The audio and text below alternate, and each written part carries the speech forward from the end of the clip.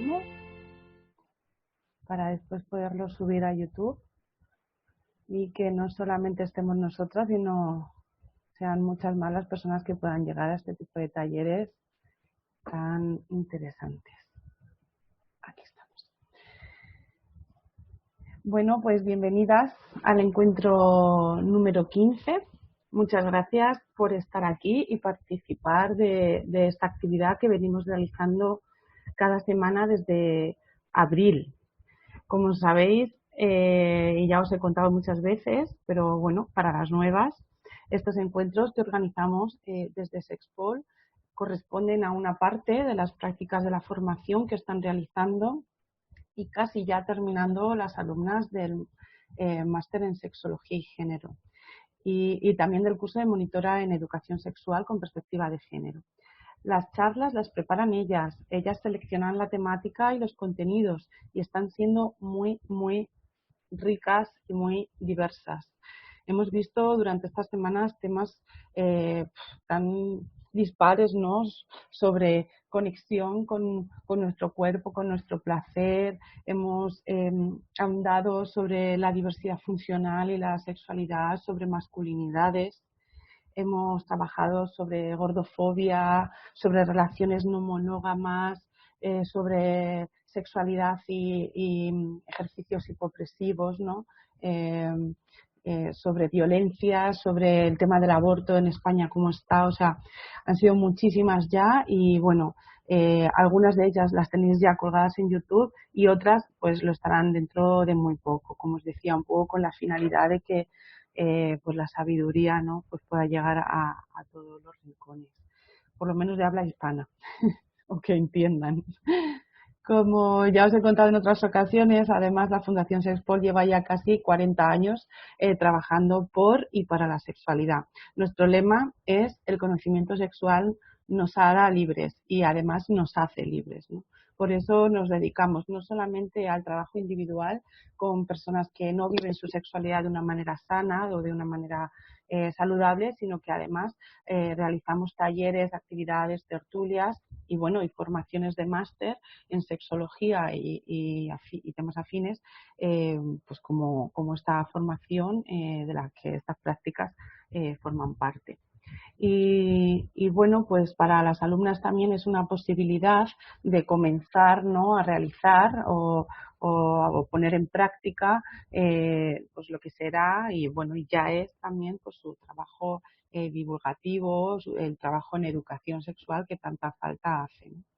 Y bueno, pues os recuerdo que mañana tendremos otro encuentro con Laura Antón, que me niego a decir el título, pero es una charla sobre el ritual de parto de los indios Kuna y su importancia en la valoración del cuerpo, de lo que seguro que tenemos que aprender muchísimo. Me niego a decir el título porque es en inglés y me cuesta. Embodied College, no sé si lo he dicho bien, similar. La semana que viene, además, tendremos 2 encuentros con Patricia Oliver, Pat, y con Leire Collado, el martes y el miércoles. El martes será a las 6, como siempre, pero el encuentro con Leire va a ser a las 3 de la tarde. Es decir, en esta ocasión o bien comemos o nos tomamos el café con Leire. Será antes, ¿vale? Esto es lo bueno, ¿no? También hacerlo desde casa. A ver, que se me ha colado alguien. Bueno, Patricia todavía no sabemos, no nos ha dicho sobre qué va a tratar su sesión, así que es un poco misterio, ¿no? A ver con qué nos sorprende. Y Leire, sin embargo, pues nos trae un tema crudo, pero bueno, importante sacarlo a la luz, que nos va a hablar sobre el maltrato infantil. Bueno, como hasta ahora, os vamos a hacer llegar todos los lunes el acceso a las charlas al correo electrónico sin que tengáis que solicitar inscribiros ya directamente, pues os lo mandamos. Si alguna vez queréis dejar de recibir estos correos, pues solamente nos los tenéis que decir. Por otro lado, como siempre, grabamos la sesión y se publicarán en YouTube. Entonces, agradecemos que la cámara esté activa y poder veros, pero bueno, no es obligatorio, evidentemente. Y también agradecemos que los micrófonos estén desactivados, porque si no te despistas un poco, si de pronto se oye una tos o un portazo, y que solo os activéis en caso de si tenéis alguna duda o queréis que os aclare algunos conceptos de los que pueda estar trabajando, en este caso Lorena. Al final de la charla, como siempre, os vamos a compartir un enlace para que podáis valorar y volcar un poco vuestras impresiones. Y también al final de la charla os abriremos un poco el espacio, ¿no?, para reflexionar, para comentar, para contar alguna experiencia, etcétera. Y bueno, pues ya está. Doy paso a Lorena. Ella es licenciada en Filología Inglesa y Traducción y también en Interpretación de inglés y de francés. Eso es. Y ella está realizando el máster en Sexología y Género. Muchas gracias, Lorena. Cuando quieras, pues puedes empezar. Pues muchas gracias a ti, Clara, y muchas gracias a todos los que estáis aquí hoy dispuestos a pasar, espero, una tarde amena conmigo, ya que es julio y estamos todos de vacaciones, o casi todos, por lo menos gracias por estar aquí. Voy a empezar el PowerPoint, ¿vale? Pero decidme, por favor, si lo veis, porque es la primera vez que utilizo Zoom. ¿Lo veis? ¿Veis algo? Lo vemos, lo vemos. Vale. Bueno, vamos a empezar.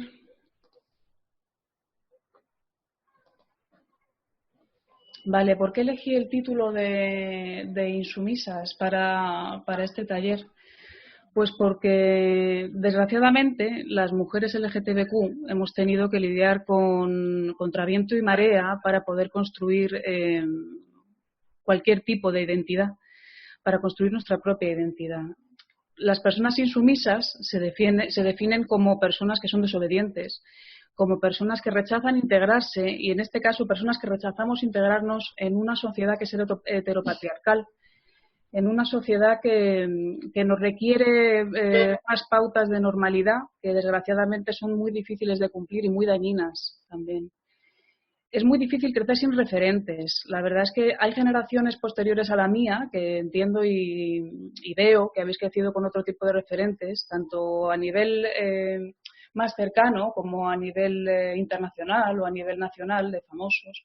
Pero la gente de mi generación hemos crecido con muy poquitos referentes y los que hemos salido adelante saliendo fuera de lo que es la heteronormatividad, pues nos ha costado más o menos, sobre todo dependiendo del tipo de personalidad que tuviésemos, las cosas como son.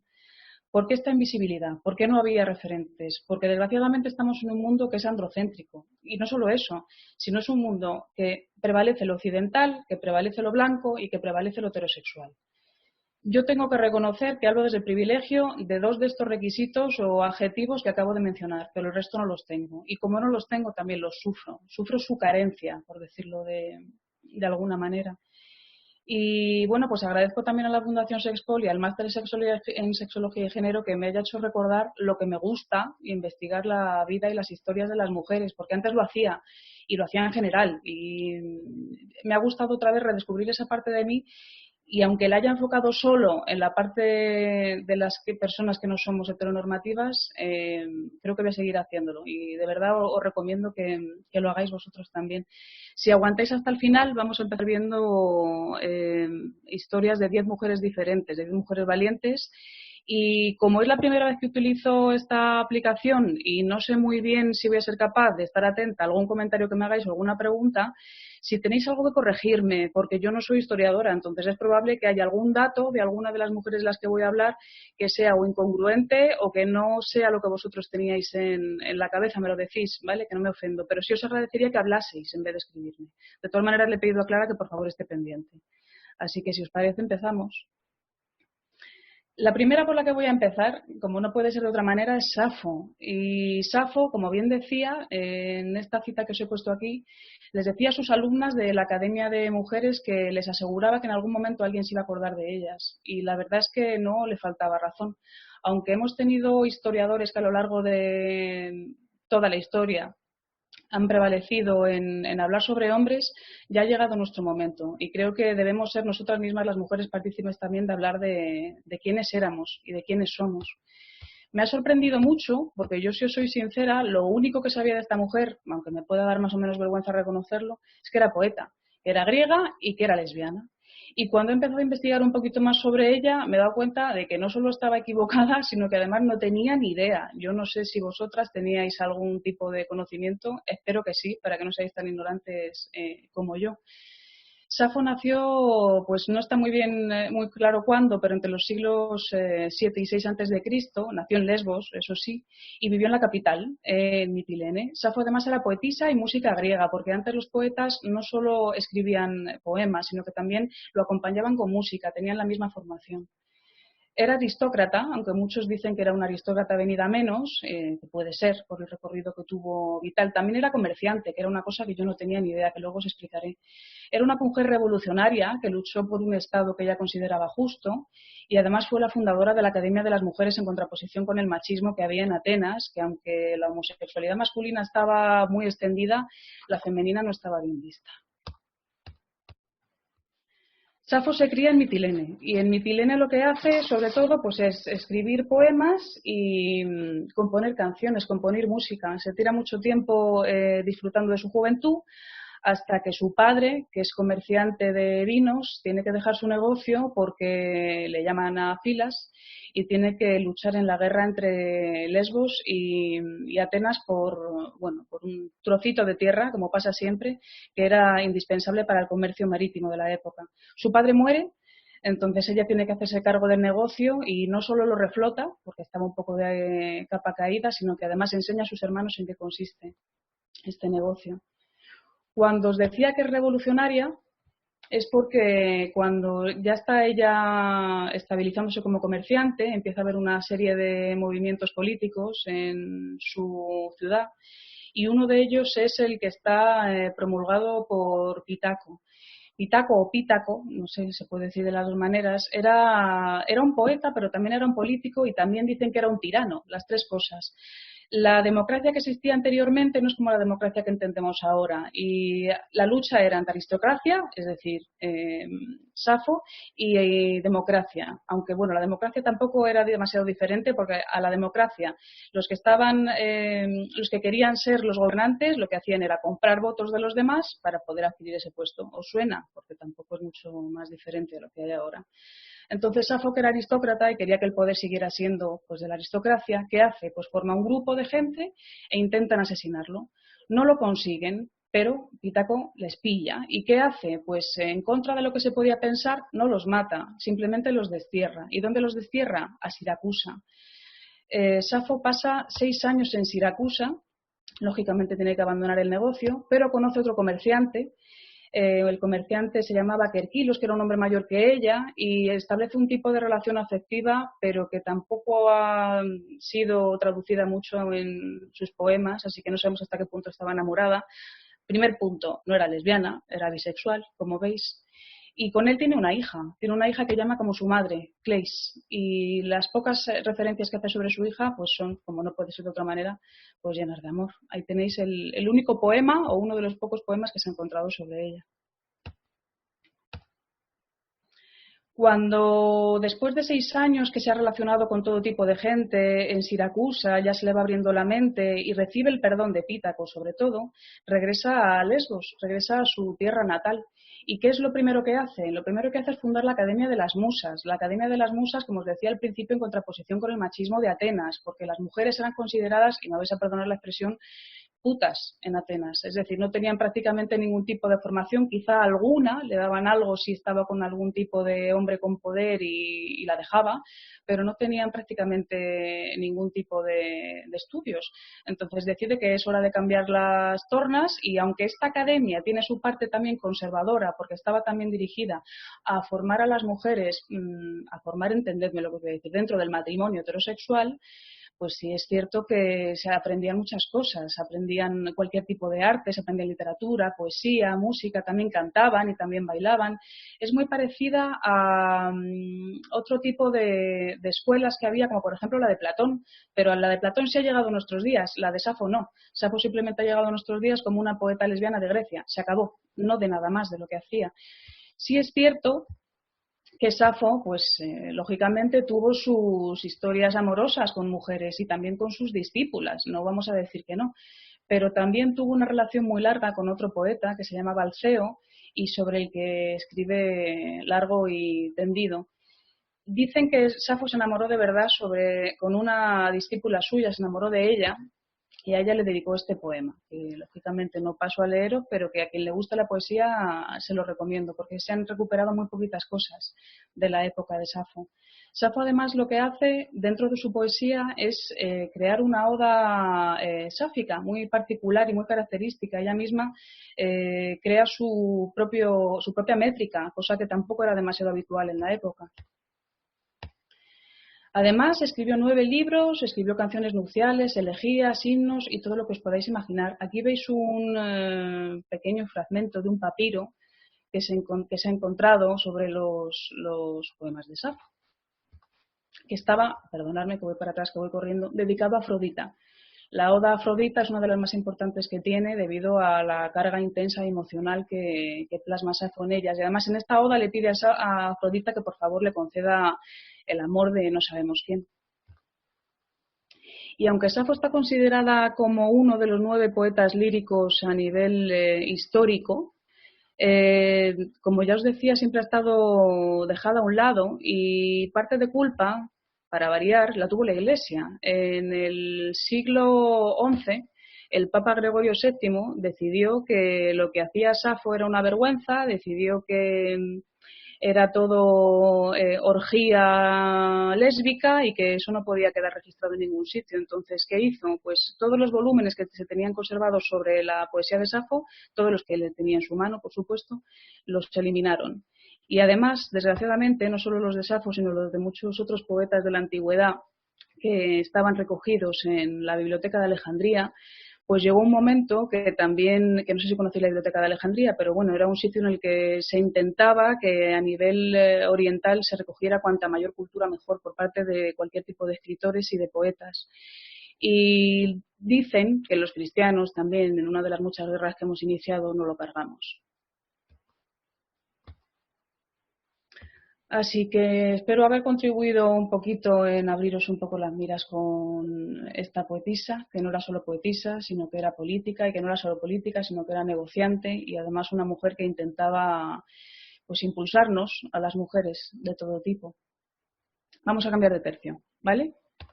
Por cierto, ¿sabéis algo de esta mujer? ¿Sabéis mucho? ¿Sabéis poco? ¿Sabéis algo? ¿Movéis la cabeza? ¿Sí? ¿No? ¿No? Bueno, pues me alegro.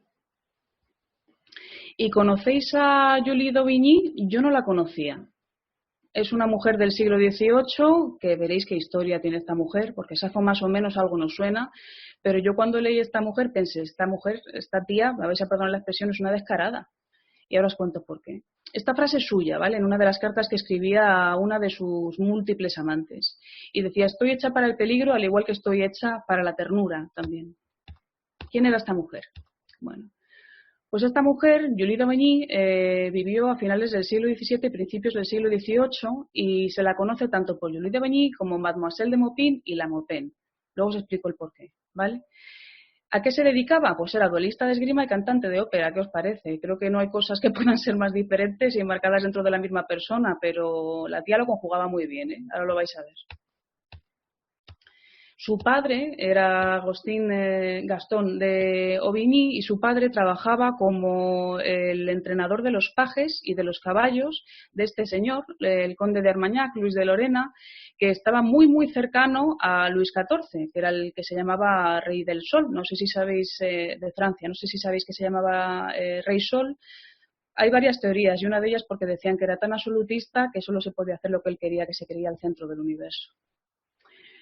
La historia de Julie es un poco triste, comienza un poco triste porque su madre muere en el parto. Entonces Gastón se ve un poco desbordado y este hombre, el conde de Armagnac, decide ayudarle, siempre va a estar, y ya veréis cuánto, en la vida de Julie, decide ayudarle y le da nodrizas y le da pues todo tipo de de bondades para que pueda salir esta cría adelante. Eso sí, esta niña se cría en un mundo de hombres, se cría yendo con su padre a trabajar, se cría rodeada de lo que son todo el ejército de la corte de Luis XIV y además se convierte lógicamente pues en una gran duelista de esgrima porque ha aprendido de los mejores y a montar a caballo es una de sus grandes pasiones y como se mueve tanto en el mundo masculino pues en cierta manera se le permite que vista también con atuendo masculino. Ella va a vestir ropa masculina prácticamente durante toda su vida, eso sí, cuando a ella le interesa, que no va a ser siempre. No es una cosa que fuera muy bien vista porque el tema del travestismo estaba ahí, pero como estaba cercana al rey pues hacían un poquito la vista gorda, que eso a ella le venía fenomenal. Seguimos. Vale. Su padre no quería que se le acercara a ningún hombre. Le había costado mucho sacar adelante a la niña, entonces cada vez que se le acercaba algún pretendiente lo batía en duelo y ahí se quedaba. ¿Qué hizo la niña? Pues la niña, que era de armas tomar ya desde que era jovencita, dijo, pues no te preocupes que me voy a liar con tu jefe. Como veis aquí a la derecha tenemos otra vez al conde de Armañac. Se lía con el jefe, pero el jefe, ¿qué pasa? Pues que el jefe tampoco quiere líos con su subordinado porque es un buen trabajador y le dice, tú tranquilo que yo la voy a casar con un hombre de bien. Y la casa con un tal señor de Maupin, Jean de Maupin, de ahí que coja el nombre de Mademoiselle de Maupin, y que era un recaudador de impuestos de la época. El pobre era pues, sin sangre, que tampoco pintaba mucho, lo habían puesto por ahí de por medio y además deciden mandarle a las Américas. Ella decide que no le va a seguir. Está casada, le parece fenomenal, pero no le sigue. Y como está aburrida de este hombre, pues ¿qué hace? Lo que hace es liarse con su maestro de esgrima. Tenía un maestro de esgrima en aquella época todavía y dijo, pues no pasa nada, cambio uno por otro. Pero se marchan a Marsella. Ella es de París, se marcha a Marsella. La relación dura poquito, porque el maestro de esgrima ve que al final la alumna es bastante mejor que el propio profesor y la abandona. Entonces, ella para ganarse la vida, ¿qué hace? Pues para ganarse la vida hace una cosa un poco rara, que es retar a los hombres por las calles y a un duelo. Los hombres, ¿qué hacen? Pues se crecen, lo ven como algo divertido, como diciendo, a ver esta mujer qué hace, y entonces al batirse con ella se da cuenta de que los destroza. El resto de espectadores les hace mucha gracia, entonces empieza a hacer famosa. Pero una de las cosas además que caracteriza mucho a esta mujer, a la Maupin, la vamos a llamar así a partir de ahora, es que mientras los está batiendo en duelo y los está ganando, le está cantándoles canciones que son de lo más humillante. Entonces, a medida que crece el odio hacia ella por parte de los hombres, pues también va creciendo su popularidad, porque la quieren ver en todas partes. En uno de estos cánticos en los que está humillando a sus duelistas competidores, alguien la escucha y decide que canta muy bien. Entonces se la llevan a la ópera de Marsella. Ahí es donde empieza a relacionarse con grandes cantantes de ópera en todos los sentidos, no solo en el sentido profesional. Y una hija de un mercader muy famoso, de un comerciante muy rico de la época, Cecilia Bortigali, pues la oye, pero no está muy segura, la oye cantar, pero no está muy segura de si es un hombre o una mujer, porque no sé si sabéis que en aquella época era muy común que las mujeres se disfrazasen de hombre y que hiciesen papeles de hombre. Entonces ella alterna lo uno y lo otro, y al tener una voz peculiar, porque tenía una voz peculiar, decide conocerla. No sabe si es un hombre o una mujer, pero decide conocerla. Se enamoran, como no podía ser de otra manera, porque si no, no tenemos historia. Se enamoran. ¿Qué pasa? Pues que al padre de Cecilia no le hace mucha gracia que su hija se líe con una mujer que, aparte de cantar en la ópera, que tampoco es que estuviera visto de una manera espectacular, pues se dedica a batir en duelo por ahí a los hombres. Y la manda a la mujer al convento de la Visitación, porque le dice, no te preocupes que vas a entrar en razón. Las monjas intentan hacerle entrar en razón porque quieren casarla con un señor, pero no se casa con ese señor. ¿Y qué hace nuestra querida Maupin? Se mete al convento. Decide ir al convento, se mete al convento y viven una historia de amor dentro del convento durante unos meses, hasta que llega un momento en el que se dan cuenta de que no pueden seguir así y traman un plan un poco extraño. Y el plan era, aprovechan la ocasión en un momento en el que desgraciadamente muere una de las monjas. A la monja la meten dentro de la cama de Cecilia por la noche, la ropan para que parezca que hay un bulto. Digo yo que habrá maneras mejores de fingir un bulto que no meter a una muerta, pero la meten y prenden fuego al convento y se van. O sea, no tienen ni pies ni cabeza. Es una de las características de esta historia que la gente no lo entiende. ¿Y qué pasa? Pues que por el camino las pillan. No puede ser diferente. Las pillan Pero hay una cosa muy curiosa que ocurre durante el juicio. Enjuician a la Maupin, pero a Cecilia pues la llevan otra vez a casa de sus padres y al final acabarán en el mismo convento toda su vida, la pobre mujer. Pero cuando los jueces ven el caso, pues deciden enjuiciar a un tal señor Maupin, no a una señora Maupin. Y hay dos versiones sobre este asunto. Una, que los jueces se pensaran, que tampoco se debe extrañar, que no existe ninguna mujer capaz de hacer algo de este tipo y que somos demasiado tontas como para idear una cosa tan absurda, porque la verdad es que absurda era. O dos, que la propia familia de Cecilia, que eran muy ricos, pues metieron mano ahí porque les daba vergüenza que una mujer hubiera salvado, o más que salvado, secuestrado a su hija del convento, entonces decidieran cambiar el sexo dentro de lo que era la sentencia para quedar mejor. ¿Y qué pasa? Pues que Maupin, como ve que se va con la soga al cuello, porque como termina todo esto es con pena de muerte, ella, que estaba muy bien relacionada por parte de su padre, consigue que por primera vez, que no será la única, el rey interceda y diga, mira, dejadla en paz, que se vaya a otro sitio, que abandone Marsella, y si te he visto no me acuerdo. Consigue librarse. Le piden entonces que viaje un poco, que se relacione por otro tipo de ciudades a ver si se olvidan del tema. Y pasa pues una de las cosas que le pasa a esta mujer. Por el camino conoce a un hombre joven y atractivo, que no sé lo que estáis viendo, pero es que no he encontrado ninguna foto de él joven y atractivo, he encontrado esta, que es de Albert de Luis, que era un príncipe de la época, y están en una taberna, porque ella era mucho de tabernas. Están en una taberna, vestida de hombre, por supuesto, y los colegas de este señor y él pues deciden que se van a meter con el señor que ven sentado al lado solo. ¿Ella qué hace? Les reta, se carga, se quita de en medio, no los llega a matar, pero sí se quita de en medio a los amigos de este señor y a este lo hiere en un brazo, lo hiere en un hombro. No sé ni cómo ni por qué, de repente se apiada de él, lo lleva a un hostal, lo cuida y se lían durante un tiempo. O sea, esta mujer es un no parar de historias sexuales y además sin sentido, la mayoría. Al final, con este hombre van a ser amigos prácticamente toda su vida, aunque esta historia pueda resultar un poquito rocambolesca. Finalmente llega a París y ya empieza a cantar en París, mucho más importante que la ópera de Marsella. Una vez que ya están cantando en París, que vuelve a ser conocida, que vuelve a ser apreciada, etcétera, etcétera, el hermano del rey, el príncipe Felipe, bueno, no sé si era príncipe, pero bueno, Felipe, pues el hombre, como no le dejaban hacer nada en la corte, se dedicaba a hacer fiestas y la invita a una de sus fiestas en los jardines del Palacio Real y como no puede ser de otra manera, pues esta mujer va y vestida de hombre. Cuando está allí, pues los hombres del lugar pues empiezan a mirarla raro y a tenerle celos. ¿Por qué? Porque liga con diestra y siniestra, hace lo que le da la gana y el resto pues están a verlas venir. Entonces, tres señores en distintos momentos de la noche le dicen vamos a mantener un duelo y ella dice perfecto, pero no voy a tenerlos uno por uno, los voy a tener con los tres a la vez. Y esto es cierto, ¿eh? Esto está reflejado, esto no es un invento ni es una leyenda. Se cargó a los tres, volvió dentro del palacio y siguió tranquilamente la fiesta. ¿Qué pasa? Pues que los duelos, aunque ella se dedicaba por ahí a batir a todo el mundo, pues hacía ya unos cuantos años que eran ilegales, de nuevo la juzgan, de nuevo la quieren volver a colgar del pino más alto y otra vez el rey tiene que interceder para que la dejen en paz. Tenía una suerte esta mujer, la verdad, que no sé si alguna vez fue capaz de apreciarla.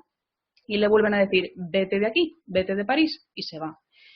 Se va a Bruselas y allí conoce a un diplomático, Maximiliano II Emanuel, que veis aquí. Con él tiene una relación un poquito, tiene una relación con él, claro, pero tiene una relación con él un poco intensa, demasiado para él, y él llega a un punto que incluso llega a ofrecerle dinero para que le deje en paz, o sea, que sabéis lo que le estaba haciendo a este señor. Ella se enfada muchísimo, rechaza el dinero y se va. Esta historia la verdad es que fue corta y acabó de mala manera. Y a la vuelta, cuando vuelve otra vez a París, cuando las cosas ya se han calmado, conoce a otra actriz de la ópera, otra cantante, que es la marquesa de Florensac. La marquesa de Florensac era más o menos del mismo estilo de sinvergüenza que era la Maupin. Se enamoran locamente la una de la otra. Y lo único, pues que su relación dura muy poquito. Su relación dura solo 2 años. Y ahora os estoy enseñando uno de los libros en los que viene muy bien reflejado no solo la vida de esta mujer, sino la relación que tuvieron estas dos señoras. Y la pena es que a los pocos años de que muriera la marquesa de Florensac, y hay muy poco recogido sobre su relación, muere también Maupin, y además dicen que muere, pues no se sabe muy bien dónde y no se sabe muy bien cómo. Pasó de estar relacionada con la realeza y de incluso librarse 2 veces de la pena de muerte a morir casi en la indigencia. Así que es una pena, porque la verdad es que a mí me parece una historia muy bonita, bueno, más que bonita, muy rara. Me parece una historia muy rara y muy curiosa. No sé si sabéis algo no sé, ¿conocéis alguna mujer indígena o alguna líder indígena? Yo no conocía, no os voy a engañar. Pues os cambio. De golpe, si estoy haciendo los cambios muy rápido, me lo decís. ¿Vale? Locén era un apache que vivía en Norteamérica, era la hermana de Victorio, que era un guerrero y jefe apache, y era una mujer que se salía fuera de lo común, sobre todo por los roles que adquirió dentro de su comunidad a finales del siglo XIX, si no me equivoco. Esta era una de las frases que decía Victorio continuamente: Locén es mi mano derecha, fuerte como un hombre, entendámoslo como un cumplido, más valiente que la mayoría y astuta en la estrategia. Locén es un escudo para su pueblo.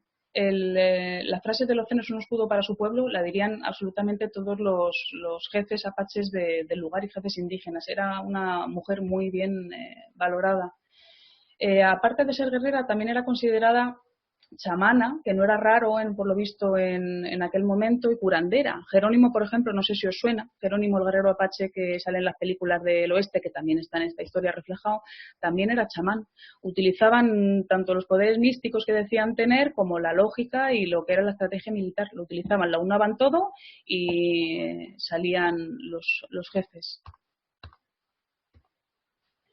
Victorio era su hermano.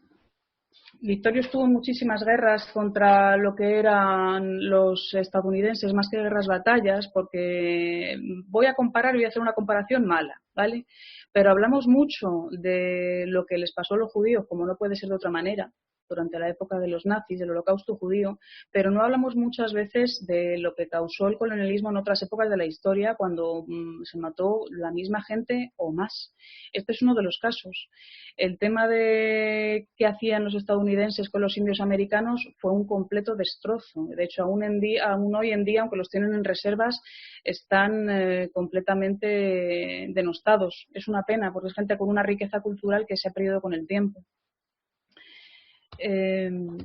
Cuando era pequeña, Locén, pues desde siempre, pues mostraba unas dotes que no eran las habituales en lo que era una mujer apache. Las mujeres apaches y los hombres apaches tenían, pues como desgraciadamente en casi todas las sociedades, las funciones muy definidas. Las mujeres pues cuidaban de lo que era la tribu, cocinaban, etcétera, etcétera, y los hombres se dedicaban a la guerra.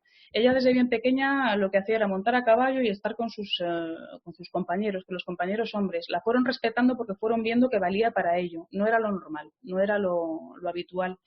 De hecho, después de que pasara por el rito iniciático a la mujer, de pasar a la edad adulta de una mujer, cuando les venía la regla, esto como sabéis entiendo, les pasa en muchas sociedades. Cuando les viene la menstruación a las mujeres, muchas veces hacen ritos iniciáticos, este era el caso. Entonces, después de venirle la menstruación, hicieron el rito iniciático, pasó de la edad de la niñez a la adultez, y lo único que dijo fue: soy mujer, pero no me voy a casar y lo que voy a ser va a ser guerrera, os guste o no os guste. Eso no era lo habitual en la época y la verdad es que fue, aunque nos lo pueda parecer ahora un poco, aunque no nos lo pueda parecer, pero fue muy transgresor. Se convirtió en una guerrera que participó en todas las batallas hasta el día de su muerte y confiaban en ella más que incluso en algunas deidades que tenían los apaches. Os comentaba antes que no solo era guerrera, sino que también era chamana y curandera. Dentro de que era chamana, tenía una facultad que era muy bien considerada por su gente, que era la de saber dónde estaba el enemigo. Entonces ella lo que hacía era poner las palmas mirando al cielo, extender los brazos y recitaba esta oración.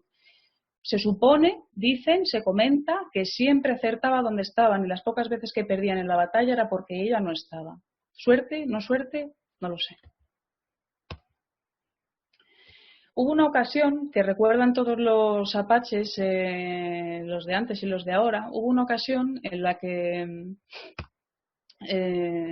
Locén pues tuvo que cruzar a todas las mujeres y los niños en medio de una batalla, iban pues, con toda la tribu, con toda la comunidad, y Locén tuvo que cruzar el río Grande con todos los niños y con todas las mujeres de una comunidad.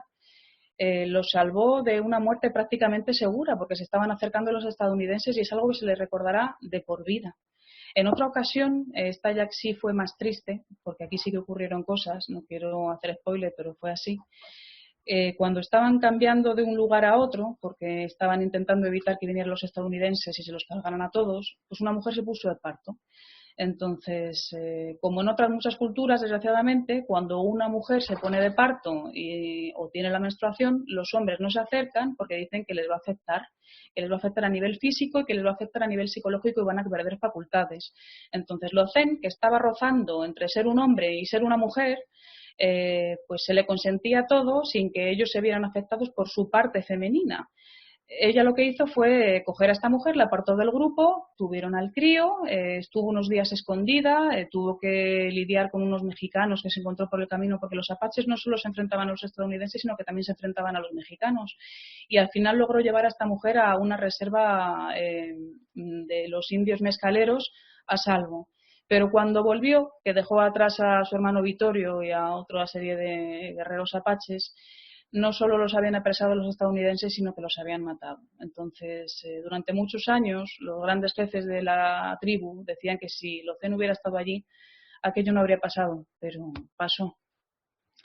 Ella, pues lógicamente tenía mucha ira y se fue a buscar a Jerónimo, que a Jerónimo lo conocemos todas o casi todas, para seguir luchando contra los estadounidenses, y estuvo mucho tiempo con él hasta que él al final decidió rendirse. Se hizo mayor y ya no consideraba que tuviese fuerza para luchar contra un ejército cada vez más poderoso y más grande. En esta foto que veis aquí fue cuando fueron apresados tanto Locén como Jerónimo, como todos los últimos guerreros apaches que hubo, y los llevaron, si no me equivoco, que lo tengo por aquí, los llevaron a Alabama.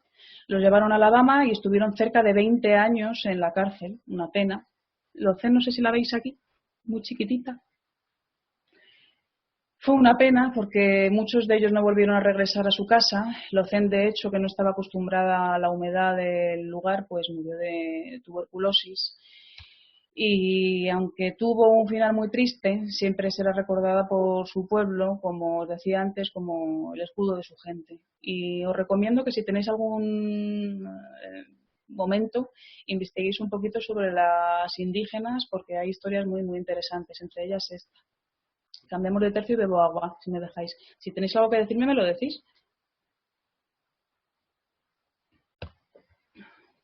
Cambiamos de tercio por completo. Además, yo esta celebridad le he cogido especial cariño. No la conocía de nada, pero ya no se me va a olvidar nunca. Christine Jorgensen, ¿alguien sabe quién es? A lo mejor me sorprendéis, porque hay ahora mismo un documental en Netflix que se llama Disclosure, no sé si lo habéis visto, que va sobre personas transexuales. ¿Alguien lo ha visto? Que hable o calle para siempre. No sé dónde mirar el chat. Nadie lo ha visto.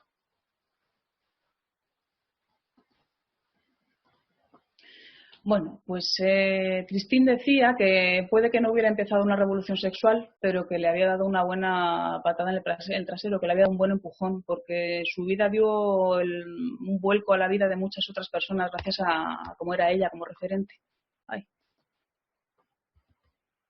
Vale. Christine nació en Brooklyn, en Nueva York, y la verdad es que pues nació en un cuerpo de morfología masculina, nació en un cuerpo de hombre y luchó durante muchos años para ser considerada una mujer, pero el proceso que tuvo no fue fácil. Christine era actriz, era cantante y se convirtió en una activista por los derechos humanos, sobre todo de las personas transexuales, por supuesto. Ella luego, en diferentes entrevistas y en algunos libros que escribió, decía que se consideraba un chico frágil con dos caras e introvertido, porque claro, cuando los chicos aprendían a jugar peleándose, ella siempre estaba en un rincón. porque no se sentía, lógicamente, no se sentía como ellos. Ella recordaba también, pues con pena, cuando era pequeña, pues que le pedía muñecas a su madre para jugar y la muñeca nunca llegaba. La madre pasaba olímpicamente y en lugar de eso le ponía juguetes de trenes y eso le hacía a ella pues crear unos conflictos internos porque no entendía por qué podía pasarle esto. No sé si sabéis, si conocéis Cary Grant, no sé si le veis ahí en la foto, que está a mano derecha. Bueno, pues Cary Grant, que también era gay, era un actor de la época, ella estaba completamente enamorada de Cary Grant, lo que pasa es que no sabía identificarlo y además de un amigo suyo, y lo pasó muy mal porque no se sentía gay, tenía una homofobia interiorizada muy grande, se sentía de otra manera. Luego descubrió con el tiempo que lo que se sentía era mujer. Su padre, el padre se dio cuenta de que algo pasaba y aparte ella empezó a tener pensamientos suicidas, entonces le enseñó a revelar fotografías, a revelar fotos dentro de casa para que tuviese cualquier tipo de entretenimiento. Pero no le fue suficiente porque ella quería no defraudar a su familia y después de graduarse en su instituto se metió en la escuela militar y se fue a la guerra. Se fue a la Segunda Guerra Mundial siendo George, no Christine. Todavía no había llegado a ser Christine.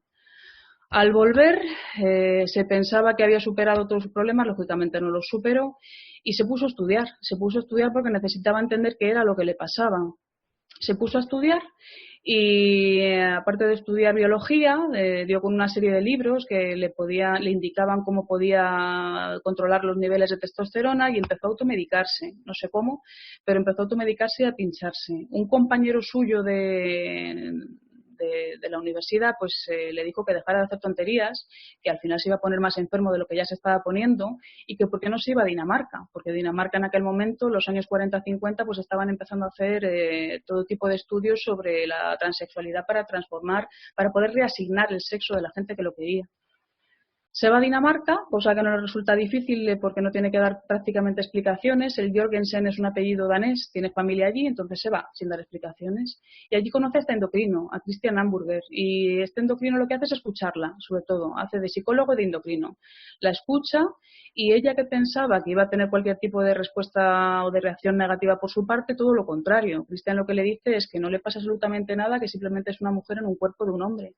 Le ayuda con diferentes psicólogos también, la opera y después de unos años de tratamiento George pasa a ser Christine. Y Christine se pone ese nombre precisamente para honrar al que había sido su doctor, al que había conseguido que por fin pudiese adaptarse un poco más la morfología externa al sentimiento interno que tenía. Y además, para que vaya un poco más acorde lo físico con lo que es el tema burocrático, consigue que en la Embajada de Estados Unidos le cambien el nombre en el pasaporte de la Embajada de Estados Unidos de allí, de Dinamarca. Pero no se sabe cómo, cuando ya va a volver a su país, a Estados Unidos de vuelta, pues en una carta que manda a su familia, pues la coge un redactor de estos de prensa amarilla y la publica en los periódicos. La publica en los periódicos y mirad cuál era el titular: un exmilitar se convierte en una belleza rubia. Entonces, pues imaginad la familia, imaginad el entorno, imaginaos ella. Lo que pasa es que esta era una mujer bastante resiliente. Os voy a poner un trocito de cuando ella regresa a Estados Unidos, el recibimiento que tiene. Espero que sepáis inglés porque es que no estaba traducido, pero es muy cortito, ¿vale? Pero para que veáis la cantidad de gente que hay ahí. A 26-year-old ex-GI arrives home from Denmark where doctors converted him into a woman. 2 years ago, the name was George Jorgensen. Today, it's Christine. Have you been offered a movie contract? Yes, I haven't accepted it. Do you have any plans regarding the theater? No, I don't think so. Are you going to go on with your photography? I hope so, yes. I see. Thank you very much. Thank you. I don't have any plans at the moment. And I thank you all for coming. But I think it's too much. Fine, thank you very much. Si os fijáis, en lo primero que le preguntan es porque le empiezan a ofrecer papeles, en el cine y en el teatro. Entonces, lo primero que le preguntan es cuál es la perspectiva sobre eso. Ella dice que de momento no va a hacer nada. El tema de la fotografía, que como sabéis su padre le enseñó a revelar fotos, ella estando en Dinamarca también estuvo viviendo como fotógrafa y le preguntan si en algún momento va a vivir con eso, con esa profesión, y dice que sí, que lo va a intentar. Y al final les da las gracias por estar ahí, pero dice que le parece demasiado, que no lo entiendo. Ella lo veía todo de lo más normal. Ay, esperad, perdonad que no os lo vais a tragar otra vez. Vale, Christine, aunque no era su intención porque ella quería ser actriz o fotógrafa, cualquiera de esas cosas, pues al final se convierte en un referente. No hacen más que hacerle entrevistas, algunas con más o menos acierto, de hecho de alguna llega a irse porque la tratan con desprecio, pero en general es una persona bastante tranquila, que además se ha dado cuenta de que su papel ahora es explicar al mundo por qué lo ha hecho, y eso va a hacer el resto de su vida prácticamente. Sí que hacen una película, que es la que tenéis aquí en medio, que dice la historia de Christine Jorgensen, en la que al principio ella la contratan como asesora, pero ella acaba muy descontenta porque el mismo personaje es primero... Esto es como los Reyes Magos. Al negro lo pintaban a un blanco la cara de negro y nadie sabe por qué durante muchísimos años. Pues esto igual. Hacen una mujer transexual y en vez de hacer primero un hombre y luego una mujer, el mismo hombre es el que hace de mujer luego con peluca. Ella se queja y mucho, pero no tiene ninguna solución. Tiene un novio, tiene varios, pero con uno de ellos, que era funcionario de correos, pues decide que se van a casar. Y cuando van al juzgado a casarse, aunque como se había dicho antes ya tenía el pasaporte con su nombre y apellidos acorde con su físico, el juez les dice que no les va a casar porque en su partida de nacimiento consta como hombre. Aquello fue un escándalo, ella se quejó, pero no tuvo solución. Ella sigue dando entrevistas y aunque empieza cada vez a tener un poquito más de crítica en lo que es Estados Unidos, bueno, esta raya azul que sale aquí no sé por qué ha sido, porque yo no he hecho nada. Empieza a recibir premios por parte de otras instituciones. Por ejemplo, la nombran la Mujer del Año por parte de una asociación escandinava que está en Estados Unidos. Y, a ver, perdonad, que es que no veo. Y también empieza a cantar y se dedica al espectáculo, se dedica a las entrevistas y al espectáculo, a las dos cosas, y no le va nada mal.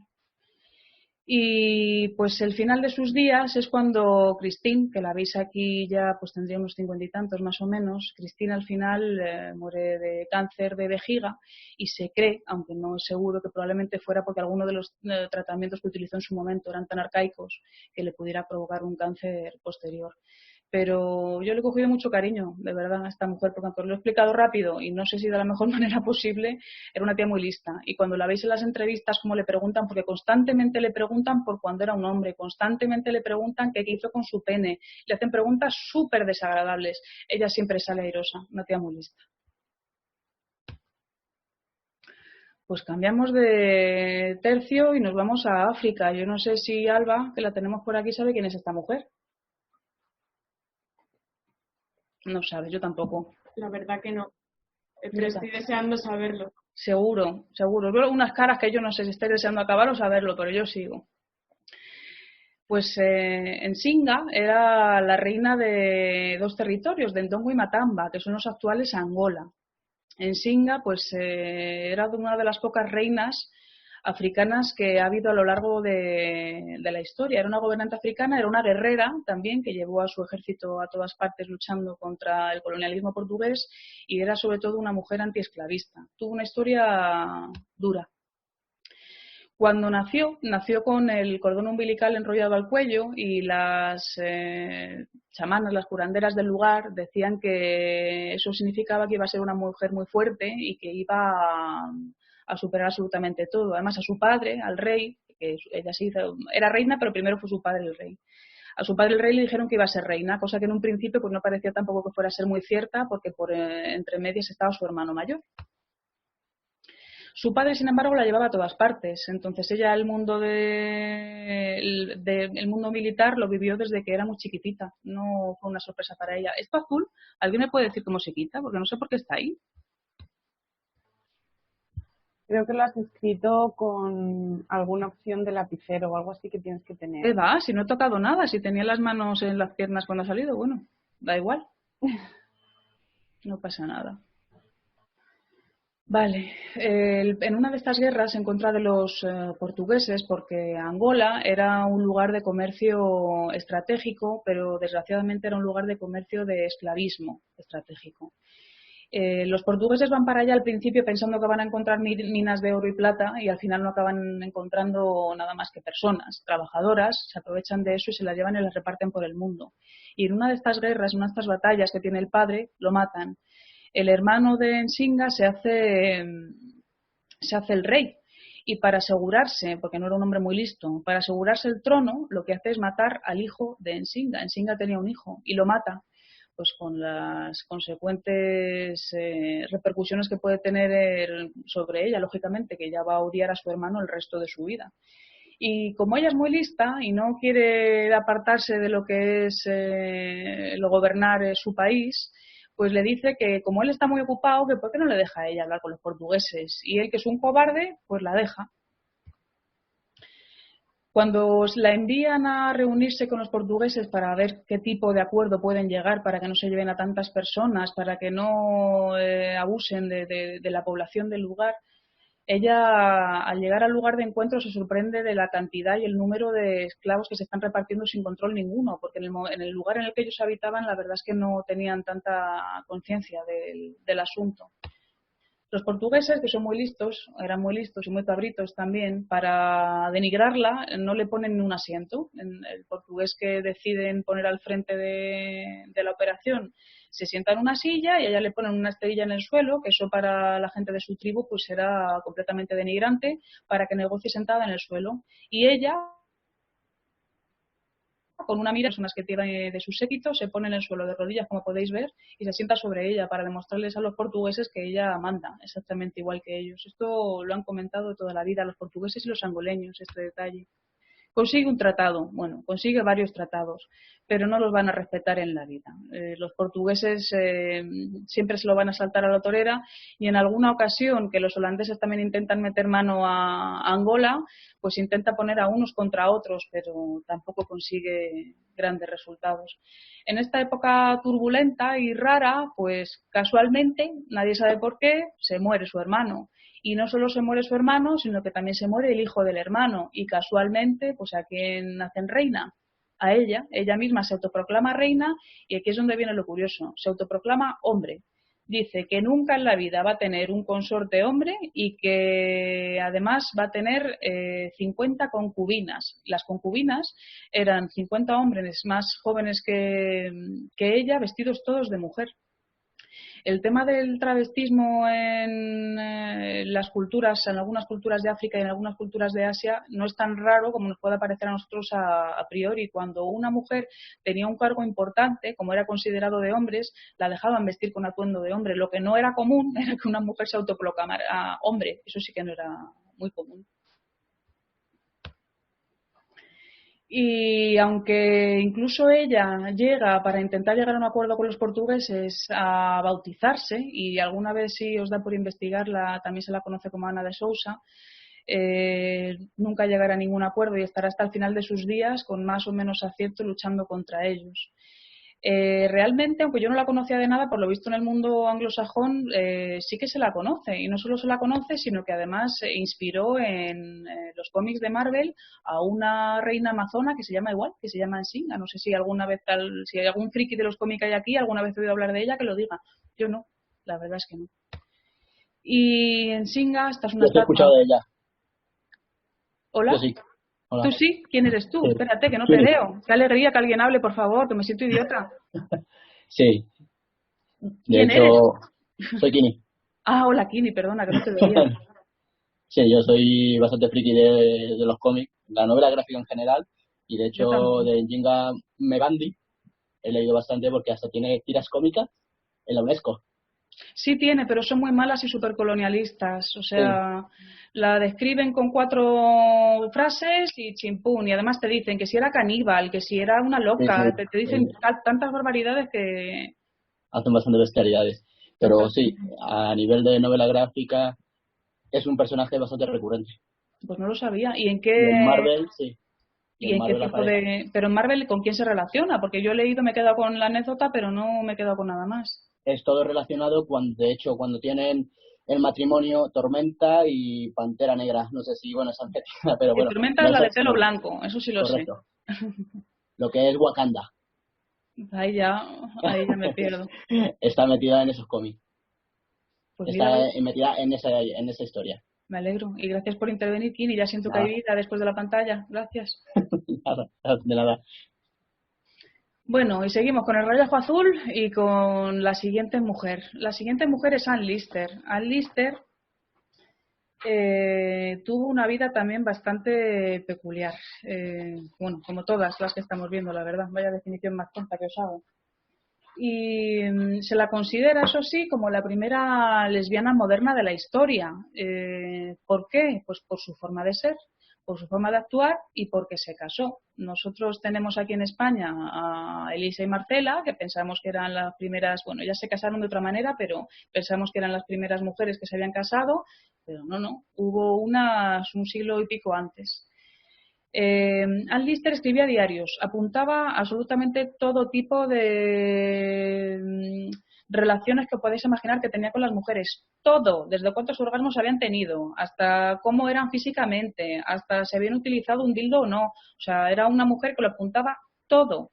Y en una de esas anotaciones, pues decía lo que viene aquí, que la resume bastante bien. Amo y solo amo al sexo femenino y amada por ellas a mi vez mi corazón se revela contra cualquier amor que no sea el suyo. No era tan romántica como parece, ¿eh? Ahora lo vais a ver. Anne Lister nació en Halifax, en Yorkshire. Era terrateniente de una familia aristócrata venida menos, más o menos como Safo, pero en la época más actual. Escribía diarios, escribió pues, un montón de volúmenes de sus diarios que fueron descubiertos con el tiempo y además, cuando tuvo la ocasión, pues se dedicó a ser lo que a ella más le gustaba, alpinista y viajera.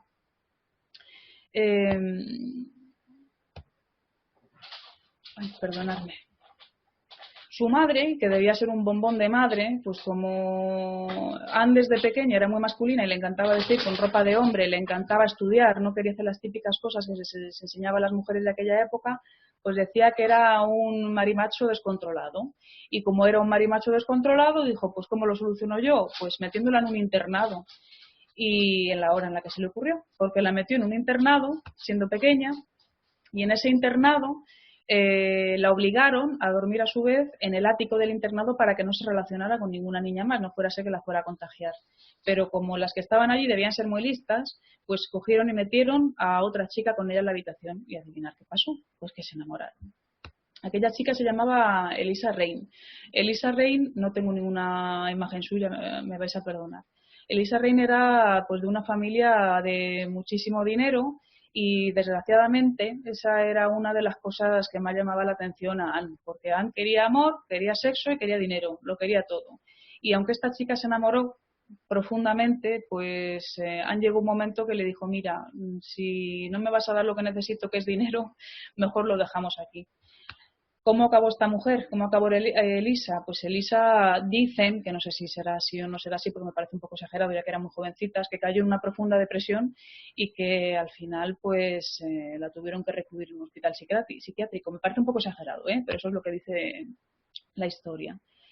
Aunque las mujeres estaban excluidas de las universidades, porque en aquella época no podían acceder, a ella le dio igual y siempre que podía pues estudiaba medicina, estudiaba anatomía, geología, horticultura y la medicina y la anatomía sobre todo en qué la aplicaba. Ella oía por ahí a los sexólogos que estaban empezando a iniciarse que el ser lesbiana, el desear a otras mujeres, pues que era una locura y que era algo insano y que además las mujeres que sentían eso eran todas intersexuales. Entonces ella, con sus conocimientos de anatomía, y tampoco hacía falta ser Dios, pero se miraba y decía, pues esto no es así. Y no solo eso, sino que además a todas las mujeres que iba conociendo a lo largo de su vida, pues también iba preguntándoles tanto cómo se sentían como iba examinándolas para llegar a la conclusión que llegó, que era una persona perfectamente normal, que su deseo era completamente natural y que le daba igual lo que dijeran los demás. A vosotras ahora esto puede parecer muy normal, pero en aquella época os aseguro que no lo era. Y llegó a investigar no solo los cuerpos de las mujeres con las que estaba, sino también llegó a conocer a las damas de Llangollen. Las damas de Llangollen son una que se llama amistad romántica, muy famosa entre lesbianas. En el siglo XVII-XVIII las amistades románticas estaban bien vistas. ¿Eso qué era? pues que tú podías irte con tu novia por ahí, decir que erais amigas y mientras dijerais que eras amigas no pasaba nada. Estas dos señoras lo que hicieron fue irse a vivir juntas, sin decir lógicamente que eran parejas, se fueron a vivir juntas a una mansión en medio del campo y os aseguro que eran muy famosas y que las fueron a ver multitud de autores, de escritores y de poetas simplemente por la fama que tenían. Vamos, que investigaban. Todo lo anotaban, como os decía antes. Y esta curiosidad pues he querido recalcarla porque me parece, a ver qué os parece a vosotros. No solo anotaba las experiencias sexuales, sino que además tenía una manía, si se puede definir así, un poco extraña. O sea, mujer con la que estaba, mujer de la que guardaba vello púbico. No me preguntéis para qué, pero de hecho incluso en una de sus anotaciones en su diario llega a contar que le está enseñando el vello púbico a una de sus amantes de todas las amantes anteriores, no lo sé, bueno, cada uno tiene sus manías. Y lo que hacía esta mujer para que este diario no cayera en manos que no debían tenía un código alfanumérico mezclado con griego, etcétera, etcétera, que no era fácil de descifrar. Luego os contaré que no lo descifró con el tiempo. ¿Y por qué lo ocultaba tanto si ella estaba tan segura de sí misma? Porque desde hacía 2 siglos estaba vigente esta ley de Bugueriat, que era una ley en contra de la sodomía, que se hizo en el periodo de Enrique VIII, aquel que mataba a sus mujeres según le daba la gana y según le apetecía. Bueno, pues en realidad, como él era protestante, supongo que lo sabéis, pues hizo también esto da que pensar, hizo esta ley para ir en contra de los cristianos y de los sacerdotes, la sodomía en contra de los cristianos y de los sacerdotes. Y pues le tocaba a ella, por ser mujer y por ser lesbiana, por eso tenía tanto cuidado.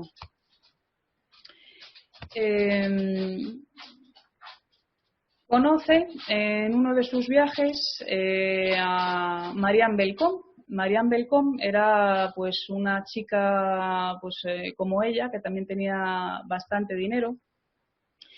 Lo que pasa es que no vivían muy cerca, pero tenían una relación pues de carruaje para arriba, carruaje para abajo, pero se enamoran y mantienen una relación más o menos normal.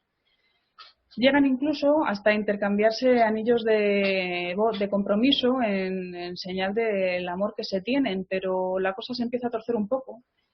Y Marianne, que empieza a soltar un poquito de homofobia interiorizada para variar, pues se casa con un señor. Se casa con un señor, pero lo más truculento de esto no es que en una pareja de chicas una abandone a la otra por un señor, porque eso pasa hasta ahora, sino que en aquella época lo normal en el viaje de novios era que las amigas y la familia de la novia las acompañasen en el viaje. Y a esta mujer, a Anne Lister, no se le ocurre otra cosa que acompañarles en el viaje, pero bueno.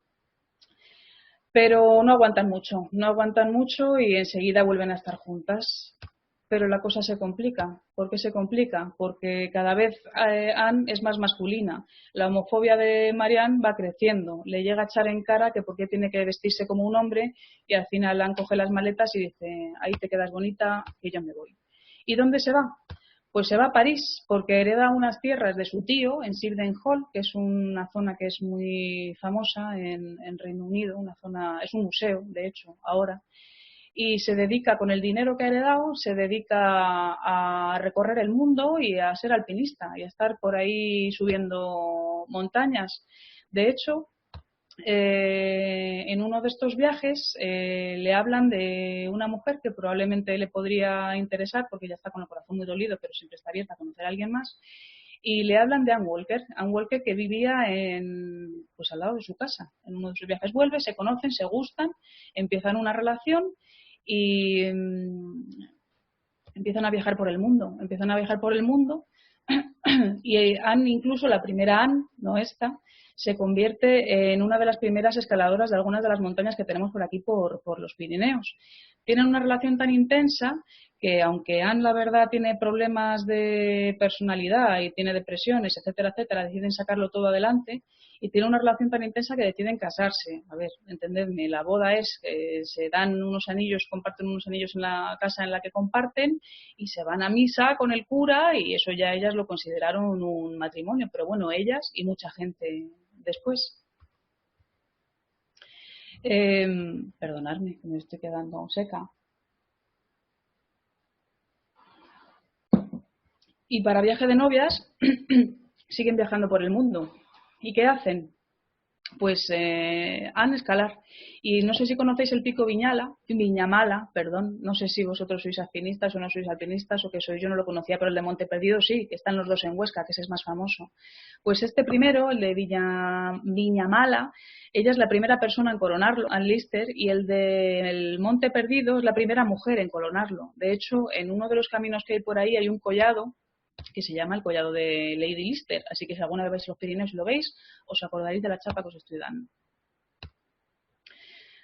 Después de casarse, inician también una serie de negocios juntas, cosa que no es muy normal, negocios del carbón, con la herencia que ha adquirido ella de su tío, y aunque todo el mundo las critica, incluso a ella la llegan a llamar Gentleman Jack, o sea, el señor Jack, les da exactamente igual y deciden seguir adelante con su relación.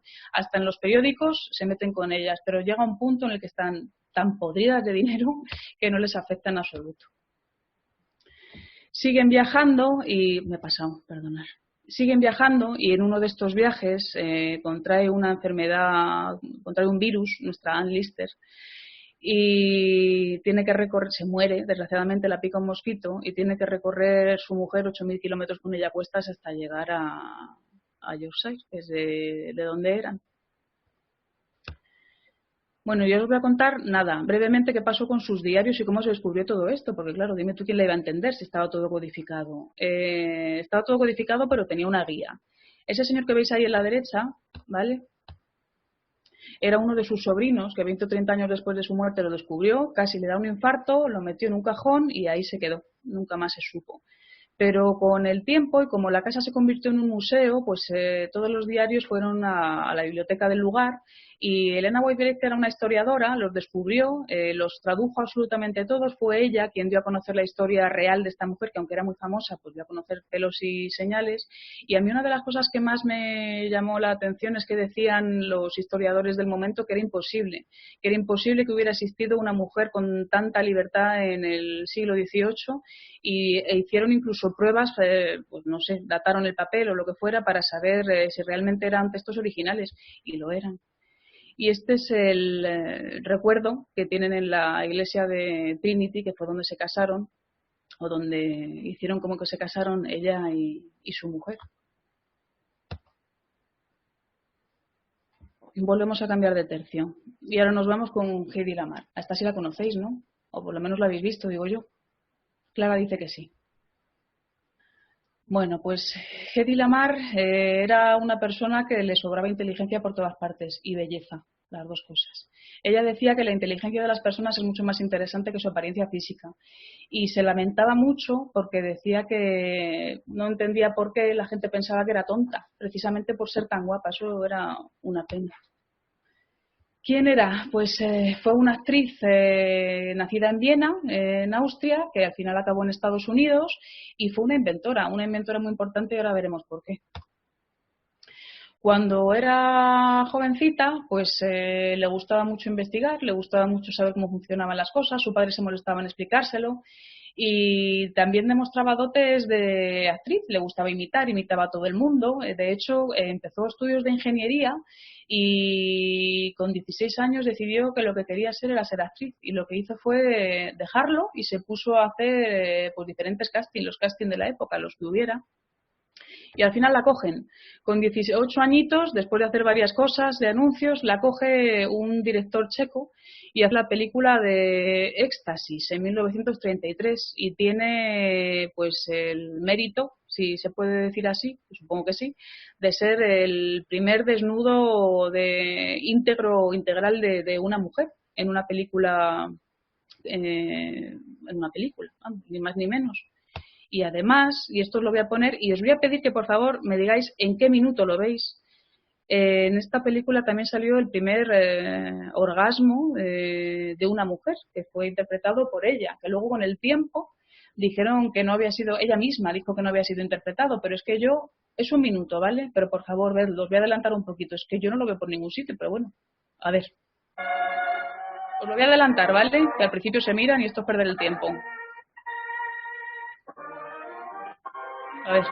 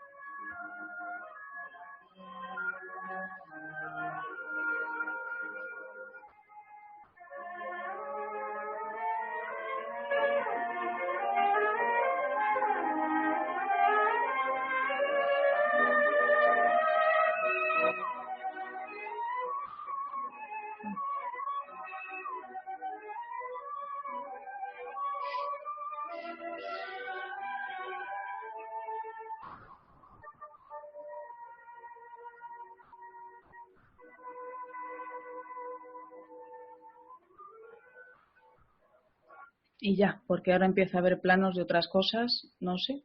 ¿Qué os parece? ¿Lo habéis visto claramente el orgasmo donde lo tiene? Porque está en silenciosa la mujer que no... Si alguien tiene idea, que me lo diga. Uy, otra vez no. ¿Qué pasa? Pues que alguien dice algo, no sé.